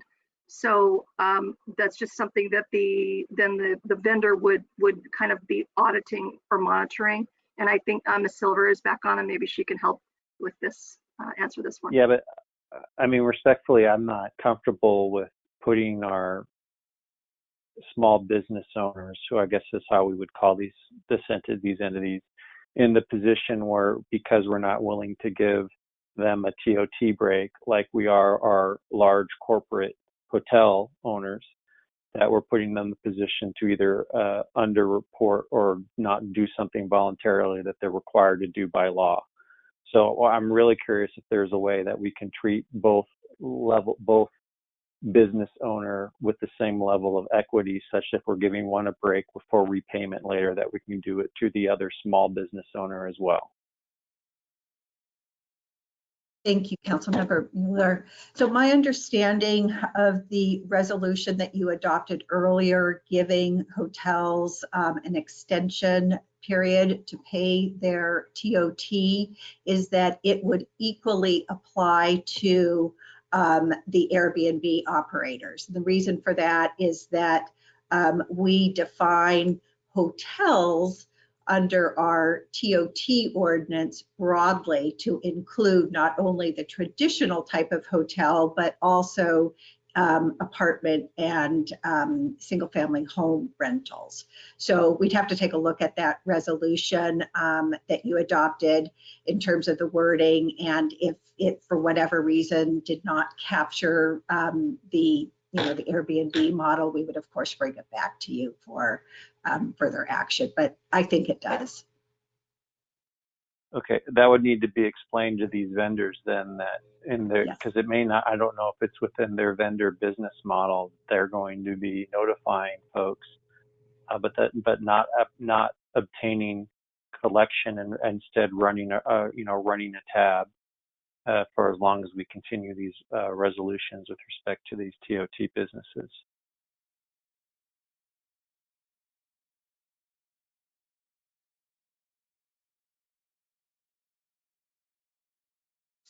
Thank you. I have no further questions, Madam Mayor. Thank you, Councilmember Mueller. Vice Mayor Combs? Yeah, I would be willing to move that we, adopt the staff recommendation to appropriate $35,000 from the general fund unassigned fund balance for a short-term rental compliance contract to activate enforcement of municipal code for transient occupancy tax collection for short-term rentals. I think I got it all in there.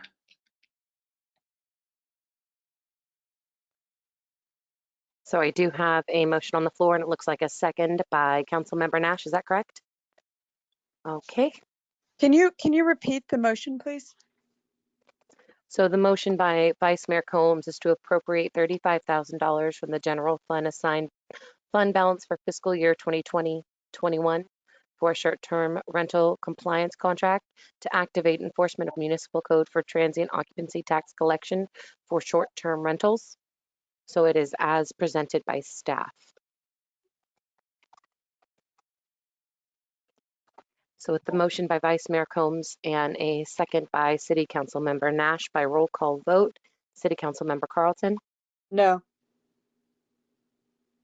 City Council Member Mueller? I'll support with the understanding that the TOT breaks that are being provided to our large hotel business owners during the COVID-19 pandemic are also being provided to the small business rentor. That sounds like that's in addition to the motion. Would you like to make it that part of the motion and then we can vote again? I believe that the city attorney has represented that that's the case already. Yeah, but I want to make sure that's in the motion because otherwise it'll get lost. And Mr. Figueros has come on screen so he can. Thank you, Madam Mayor. I just would like for the record to clarify that hotel operators and Airbnb operators or individuals who are letting a room or rooms in their house, they are obligated to collect the tax. What the council's resolution does, however, is it defers their remittance of that tax. So the tab will be ongoing. If they don't collect the tax, they're still liable for collection when the resolution does expire, unless the council forgives the tax, which is a legal issue I know nothing about. If I could, I'm totally fine with that being, an addendum to the motion.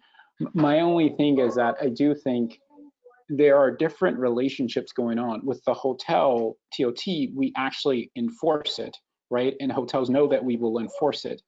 And so here, we're just sending a letter saying, can you please pay this if you feel like paying it? And we would really like it, and that would make us feel better. So it's a different interaction, but I'm fine. I'm fine with the added language. But I do think that there's some complexity here that we may be missing, because it is a different relationship with hotels than I see what's going on with the Airbnb situation. Yeah, I appreciate you making the amendment, Councilmember Combs, and I would appreciate the amendment, because I don't see that distinction. I think what's happening is that by actually doing the research and sending the letter, that we're putting people on notice that they're not in compliance with the law. And so once we've gone through all of those steps, and as Ms. Kaufman has indicated, it's also auditable, we are in a situation where there could be enforcement action thereafter. And so I think it's an important distinction with the amendment, and I greatly appreciate you adding it. So there's two things. One, Ms. Silver's here, and then Councilmember Nash. Thank you. There's, I just checked on the resolution that you adopted, and I did want to make one clarification, and that is that the resolution applied to tax revenue collected between January to June. And so it may be that the letters that go out might ask for retroactive registration and might ask for, collection of TOT for those periods, in which case I would interpret this amendment to then have those notices mention that there could be that the tax portion would be extended. However, I just wanted to clarify that as of June 30th, your resolution does require that the full amount of rent should be, the full amount of TOT should be paid,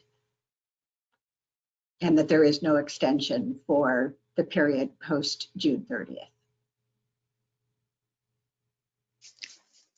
Thank you, Ms. Silver, for that information. Councilmember Nash? So I'm concerned we're making this too complicated, and I understand the intention, but a couple of things. One, which may have been maybe covered by what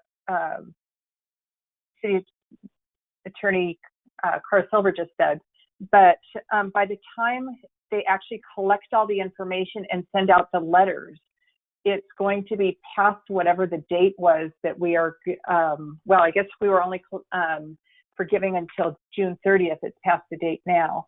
But I worry that the purpose of doing this was to collect, was basically to not have our staff need to get so involved. And I'm worried that we are going to get, that we are putting a lot of, that we're going to take more resources to try and get these complexities. And especially, it's one thing if we're dealing with large hotels, it's another thing if we start getting down to individual property owners, and perhaps it is something which will just be voluntary compliance, in which case we won't have to get more people involved. But I am concerned that this is, I do not want to see this become a resourcing issue where all of a sudden we're putting more and more resources toward trying to collect these small amounts of TOT tax, which is will bog down our staff, and they won't be able to do the work that is going to be needed, and they'll be so they don't get sidetracked onto this project. So I guess I'd like to, I'm concerned about taking the amendment to the motion, and would like to hear if there's going to be much staff resourcing required for it.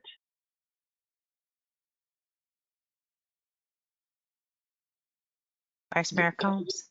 Yeah, time real quick.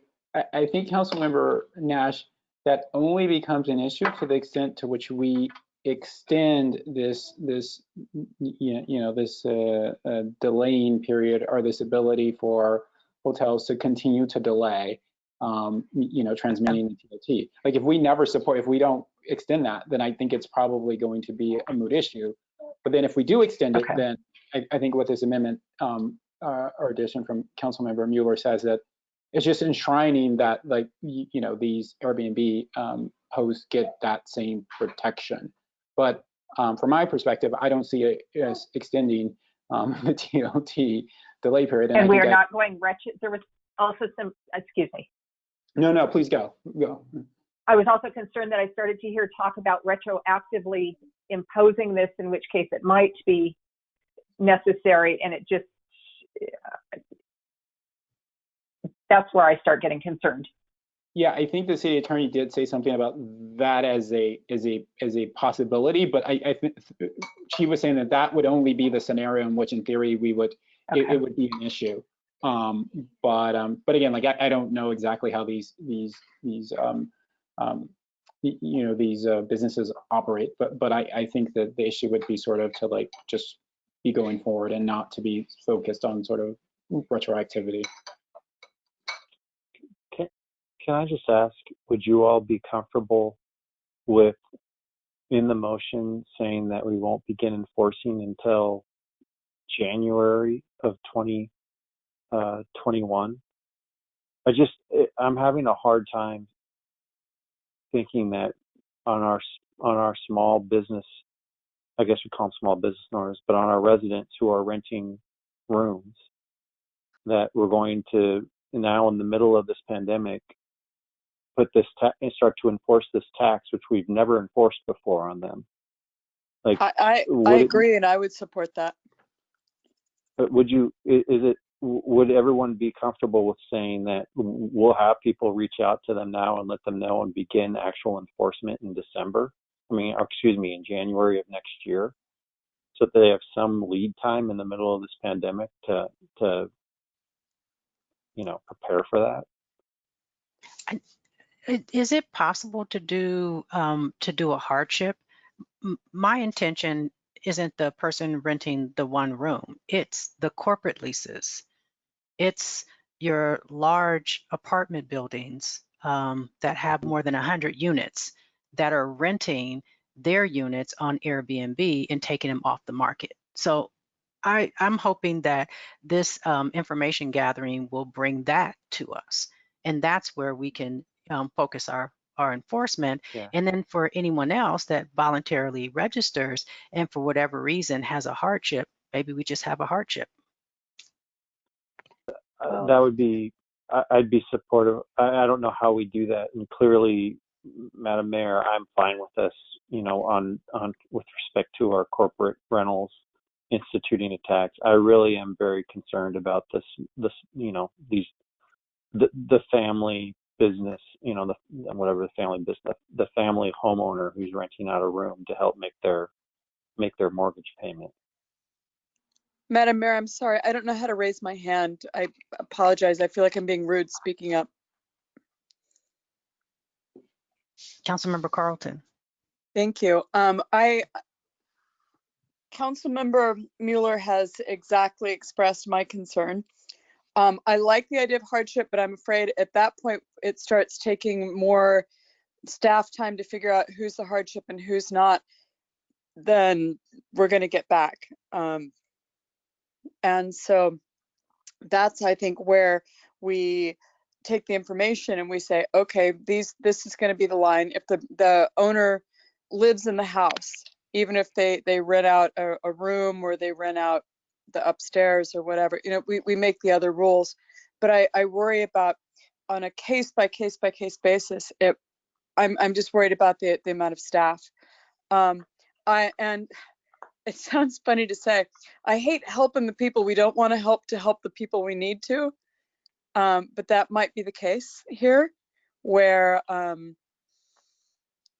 I agree that we're living in extraordinary circumstances, and I would support, whether it's November, whether it's January, giving people, because some people I think genuinely don't know, and they need a chance to make adjustments. And some people are just flat out struggling. But anyway, I would support what Council Mueller Councilmember Mueller said, and I agree with you, Mayor Taylor. My only concern is that I worry that if we do it on a case-by-case basis, it'll take too much staff time. And maybe that's something the third party can do to earn their 35 grand. Thank you, Councilmember Carlton. Our city manager has come on screen, so. Well, I've been listening to all of the concerns that you're expressing, and you've convinced me that this isn't the right time to bring this forward. I would propose that we can bring it back for further council consideration at a later time. But I am worried about this idea, not of the benefit of the hardship, but the administration of a hardship. And I don't think any of the regulators per se would be involved in that. So let us do more. We can look into this a little bit more deeply and bring it back in 6 months or so. Thank you. Councilmember Nash. Thank you. I have two questions. One is, I'm not sure whether people are collecting the tax and then not remitting it, or if they're not collecting the tax. But is there any legal issue if people are collecting the tax and then not actually remitting it, because they're collecting it under the guise of a tax from the visitors, the Airbnb renter is paying for it under the guise of a tax. At least whenever I've done Airbnbs, it's actually an actual line item. Well, I know that's really a city attorney question, but I'm just going to point out that's exactly what the hotels are currently doing. So again, I don't think we can differentiate between the small operators and the hotels.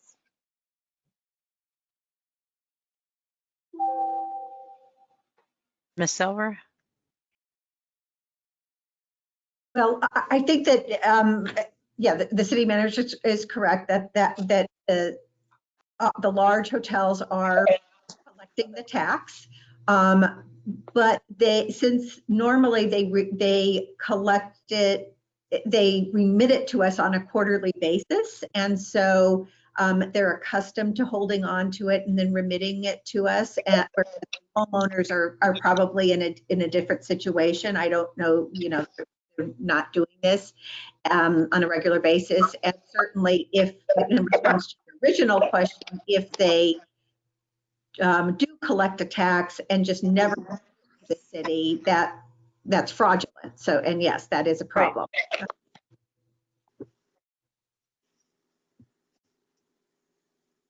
So the other question I have is, before we totally abandon it, could we start all the data collection and then have some sort of threshold where someone rents over some number of units, like if they rent over 5 units in the city, then they are required to pay the tax, whereas the other folks get, so we start enforcement with the larger Airbnb owners as opposed to doing this broadly. And I'm assuming that would be something that the vendor could do because they would be collecting that information, and hopefully that wouldn't be too difficult to enact it in that way. And if that doesn't work, then I'm fine just abandoning it for now. Thank you. Vice Mayor Combs. Oh, we'll let Ms. Silver respond first. Sorry about that. Well, from a legal standpoint, you really typically you don't want to start distinguishing which taxpayers should be paying a tax and which shouldn't, and which taxpayers shouldn't. That exposes you to some liability. If you wanted to amend the tax so that it only applied to units, with more than, or properties with more than 5 units, then you can always amend the ordinance. But I wouldn't recommend just, on an ad hoc basis, applying it to some and not others.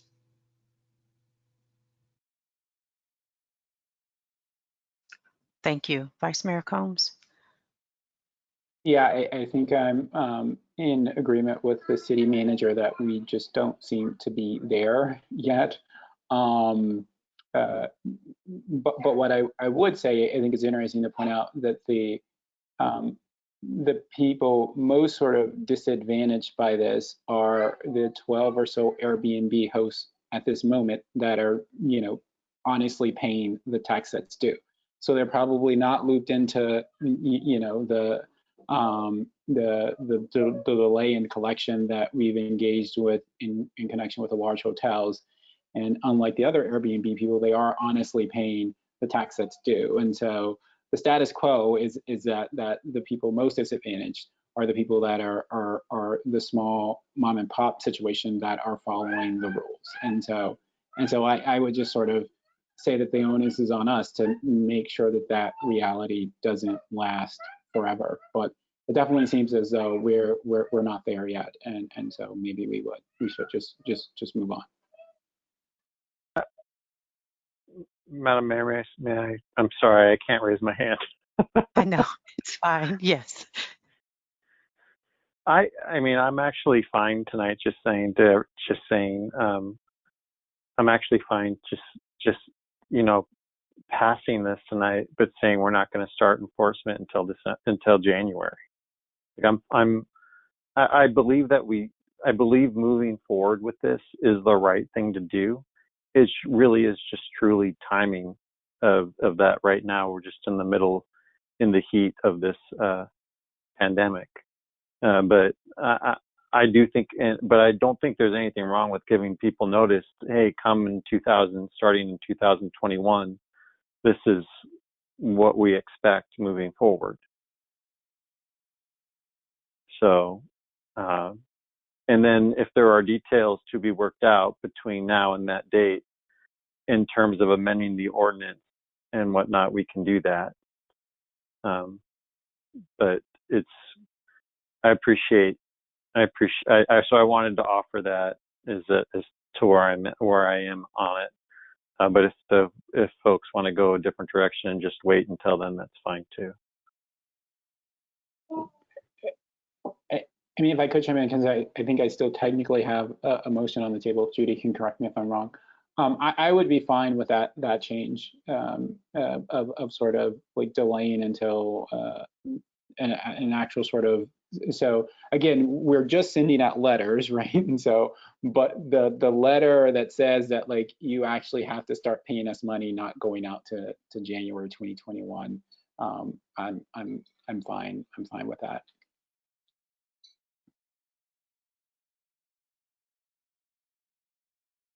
Thank you. Ms. Herron, welcome back. Thank you so much. So the motion I have, I do want to confirm with our city attorney that it is, it's okay to approve as staff is recommending without enforcement until January 2021. I believe that was the consensus of the city council. So is that a proper motion? Yes, that's fine. Thank you for confirming. Give me just one moment, city council, before I take the vote to note that in the minutes.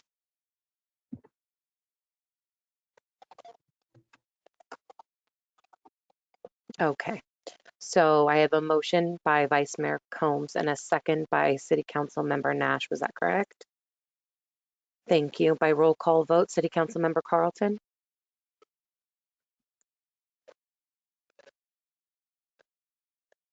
Councilmember Carlton, you may be on mute.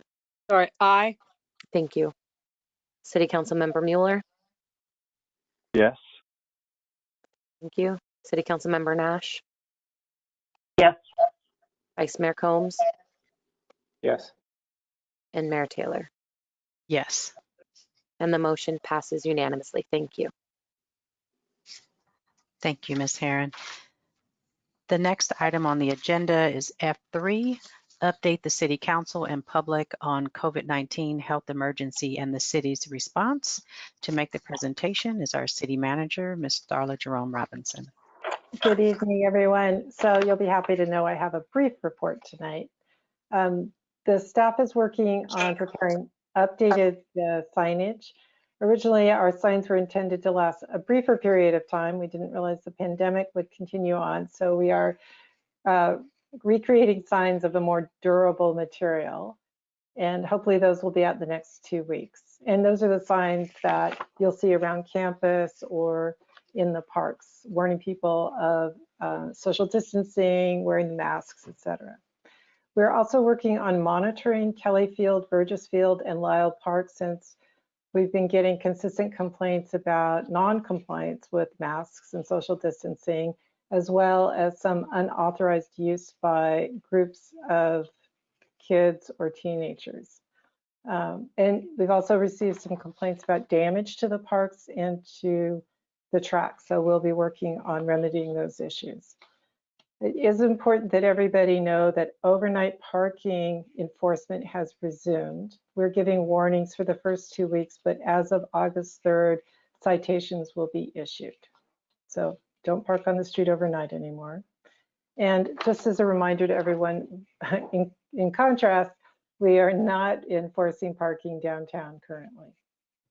And I think we've all observed there is no problem with available parking downtown, unfortunately. So, and that concludes my report for this evening.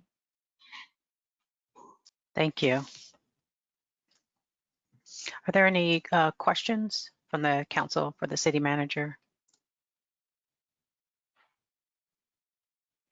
And Miss Herron, I need to take public comment. Miss Herron, do we have any public comment on this item? Thank you, Mayor Taylor. So at this time, I would like to invite any member of the public who wishes to speak on item F3 regarding the COVID-19 health emergency and city response update to engage that hand feature in the top right side of your screen. We'll have the opportunity to open up your microphone and you may address the city council at that time. So again, any member of the public with a comment on item F3 regarding the city's response and COVID-19 update, please engage that hand feature.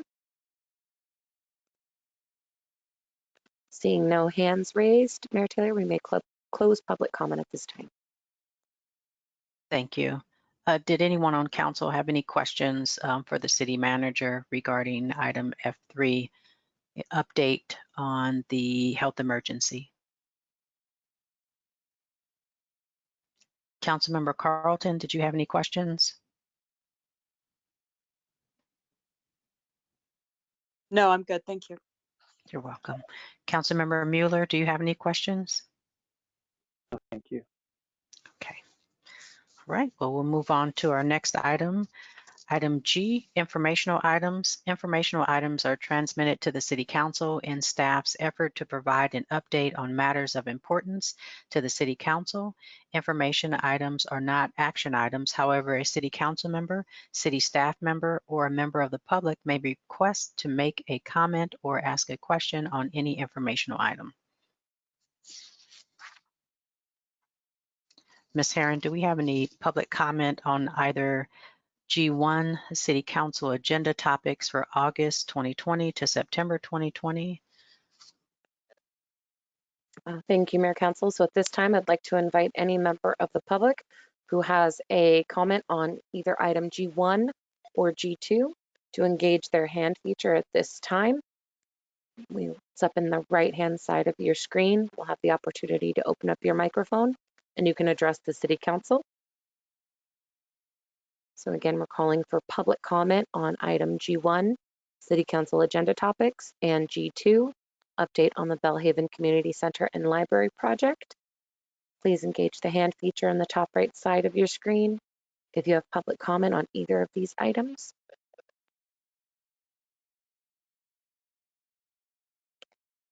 Mayor Taylor, having no hands raised, we can close public comment and you may continue the meeting.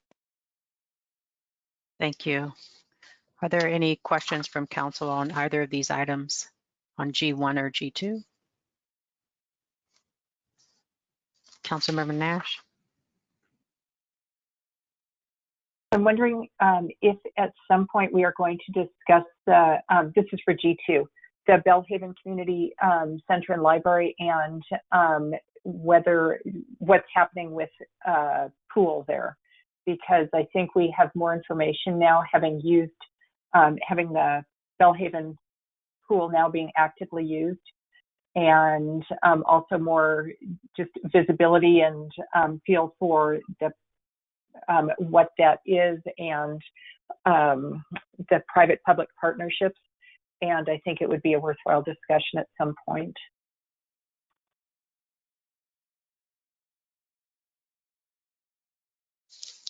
Thank you. And I'll just defer to the city manager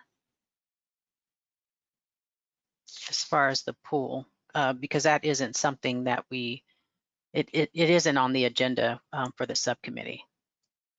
Right. I think we're still working on the design of the building and getting the timeline in place for the building itself. So we will have, we expect to have a report next week as well on the city council agenda, and then a community meeting in mid-August.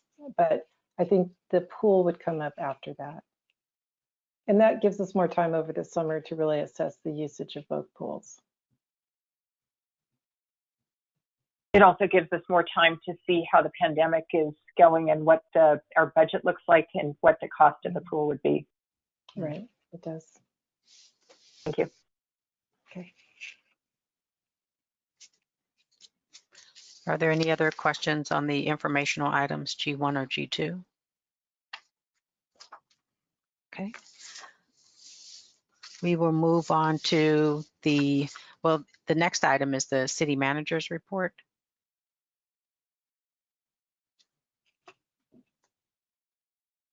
Yeah, thank you. I don't have anything further to report this evening. Okay, thank you. The next item on the agenda is city council member reports. Are there any city council member reports? Excuse me, Mayor Taylor? Yes. I don't have a report per se, but I did receive a message from Recology that they have a video that Gabe was disappointed that he wasn't able to show us tonight. And I was going to ask if we could attach that video to the minutes of today's meeting so that anyone who would like to see the video, because he went to great lengths to make it, that it would be on record and that people could find it there to be able to appreciate and enjoy it.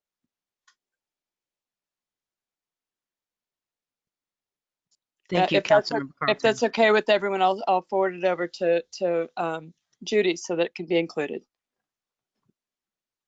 I'm supportive. Okay. Thank you, Councilmember Carlton.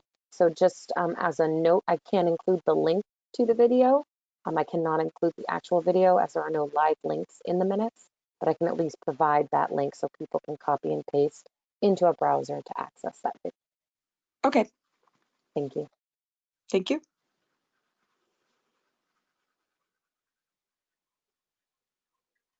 Does any council member have a subcommittee report? Councilmember Nash. So a couple things. One is what might be recommended to Gabe is to actually send the video or the link to CCIN so more people can see it immediately, which would be, I'd certainly like to see it. I have a couple reports. One was from the Caltrain and the local policymakers group meeting. And the Caltrain EIR is out and available for viewing now. The viewing is from July 10th to August 24th is when the draft EIR is available to the public. One piece that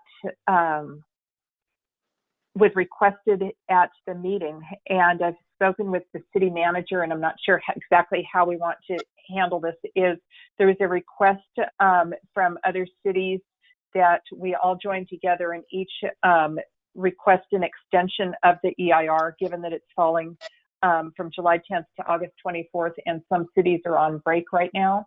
7 city councils are on break, amazingly enough, and that we actually request an extension. And the Boris Lipton, was there from the High-Speed Rail Authority, said that, I'm sorry, this EIR is for the high-speed rail, and he said that it would be beneficial for more cities to make that request. So I don't, I certainly can do it as a member of the LPMG, but if we can do it through the city, then that would be beneficial. I guess I'm looking for direction about that.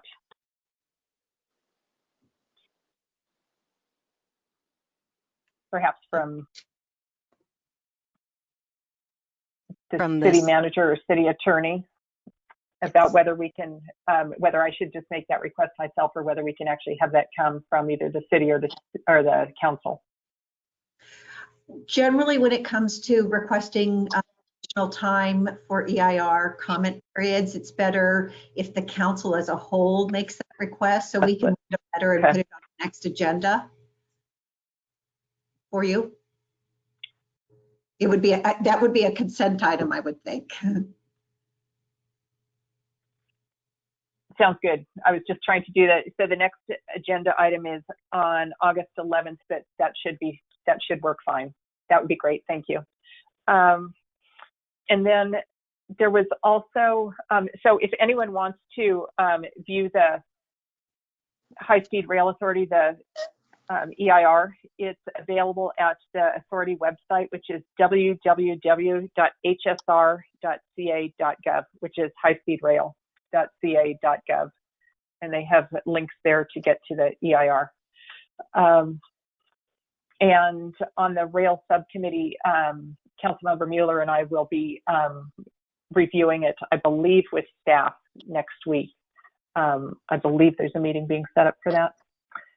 And then in addition, I was at the PCE meeting, board meeting, and there were three things which just jumped out at me, which I thought would be interesting just to mention. And that's there's a portable battery program for medically vulnerable customers.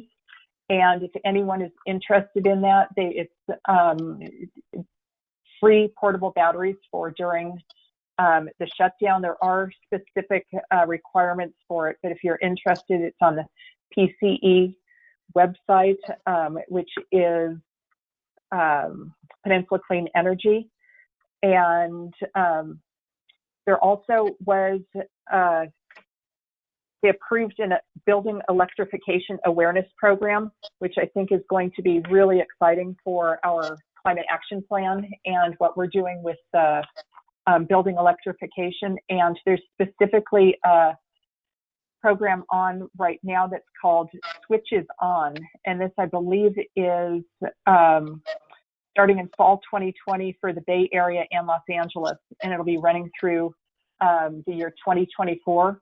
And talking about the goal is to raise awareness of electrification, address perceptions and misconceptions about electric homes, involve, empower, and educate homeowners and key influencers, which are considered the contractors and installers. Anyway, it looks like a really interesting program that should be very beneficial to our climate action plan. And then finally, something else which works with our climate action plan is they just initiated a rebate program for 300 electric bikes for low-income residents over the next 3 years. And that will be rolling out. There's a focus on low-income communities with a maximum of 400% over the poverty line. And they'll rebate up to 80% of the purchase price with an $800 cap. And there's, anyway, it will be rolling out this fall, but it looks like it's a great opportunity to spread the e-bikes throughout the region. And this again is for focusing on lower income communities. And then I will let Councilmember Mueller discuss something from the a request from the climate action plan.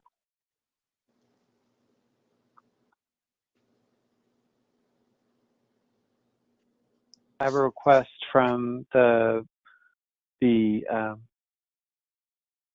have a request from our Environmental Quality Committee that we make a request to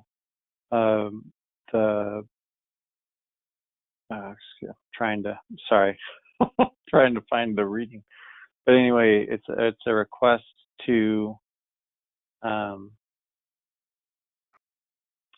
be the Bay Area Quality Management, Bay Area Quality Management District, to ask if they can provide us the records that show the number of gallons of gasoline and diesel sold by the fueling stations in Menlo Park from 2015 to 2019, so that they, as part of their toxic inventory program, so that we can start gaining a clear assessment and understanding of what the CO2 release is from that. So that's something that I'm not sure that we can ask council now for direction on, but it's something that I think we would like. Betsy and I have talked about it, and we'd like to ask the council to consider sending a letter on city letterhead from the mayor asking for this information. So if anyone has any issue with that, let us know, and if not, we'll work through the city manager to have that public record request go out.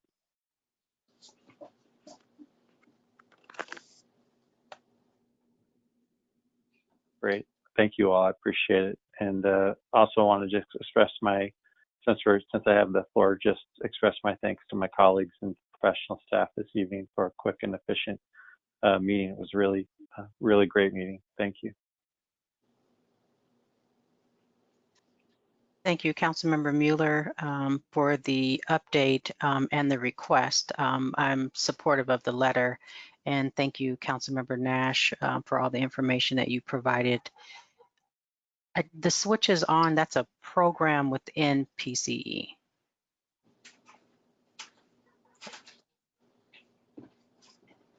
No, that's the switches on is a program. I just lost the paper on it. No, that's a region-wide program that's actually covering the Bay Area and Los Angeles counties. And I don't have it right in front of me who's running it. I had it just a minute ago, but it's PCE is working on that, but working with them on it. But it's the Building Decarbonization Coalition, and PCE is one of the coalition members, I believe. Perhaps Councilmember Carlton knows more specifically about that. But actually, I'm looking switches on campaign funders is City of Palo Alto, City of Healdsburg, Silicon Valley Clean Energy, Bay Area Quality Management District, City of San Jose, Sonoma Clean Power, East Bay Community Energy, PG&E, Bayren, Peninsula Clean Energy, and Southern California Edison. It's a broad coalition. Okay, thank you. I appreciate the update. I have a committee report this past, actually just yesterday, Monday. Councilmember Mueller and I met with the fire chief, our commander Dixon, also Rhonda Kaufman. This is and we didn't give it an official name, but the Marsh Triangle Encampment. And so we pulled together the state, CHP, the core agencies, which are Samaritan House, Ravenswood Clinic, Life Moves, and then also, who am I forgetting, Councilmember Mueller? I think that was everyone. There's quite a few people on the call. So at any rate, and now we're extending an invitation to the city of East Palo Alto, and then also the private landholders. One piece that was really important is having a map and knowing who owns what, and just because the encampments are spread out through the entire property. And so just get an idea of that, and then also of the zoning. So there is a lot of work to be done. There has been a request to place a temporary bathroom and hand washing on someone's property, probably the private property owner, because it'll be less to deal with. They'll either say yes or no on the spot. At any rate, the bathroom would be there temporary, only 6 hours a day, 4 days a week, and I'm not sure what the length of time was. But at the moment, that's the update.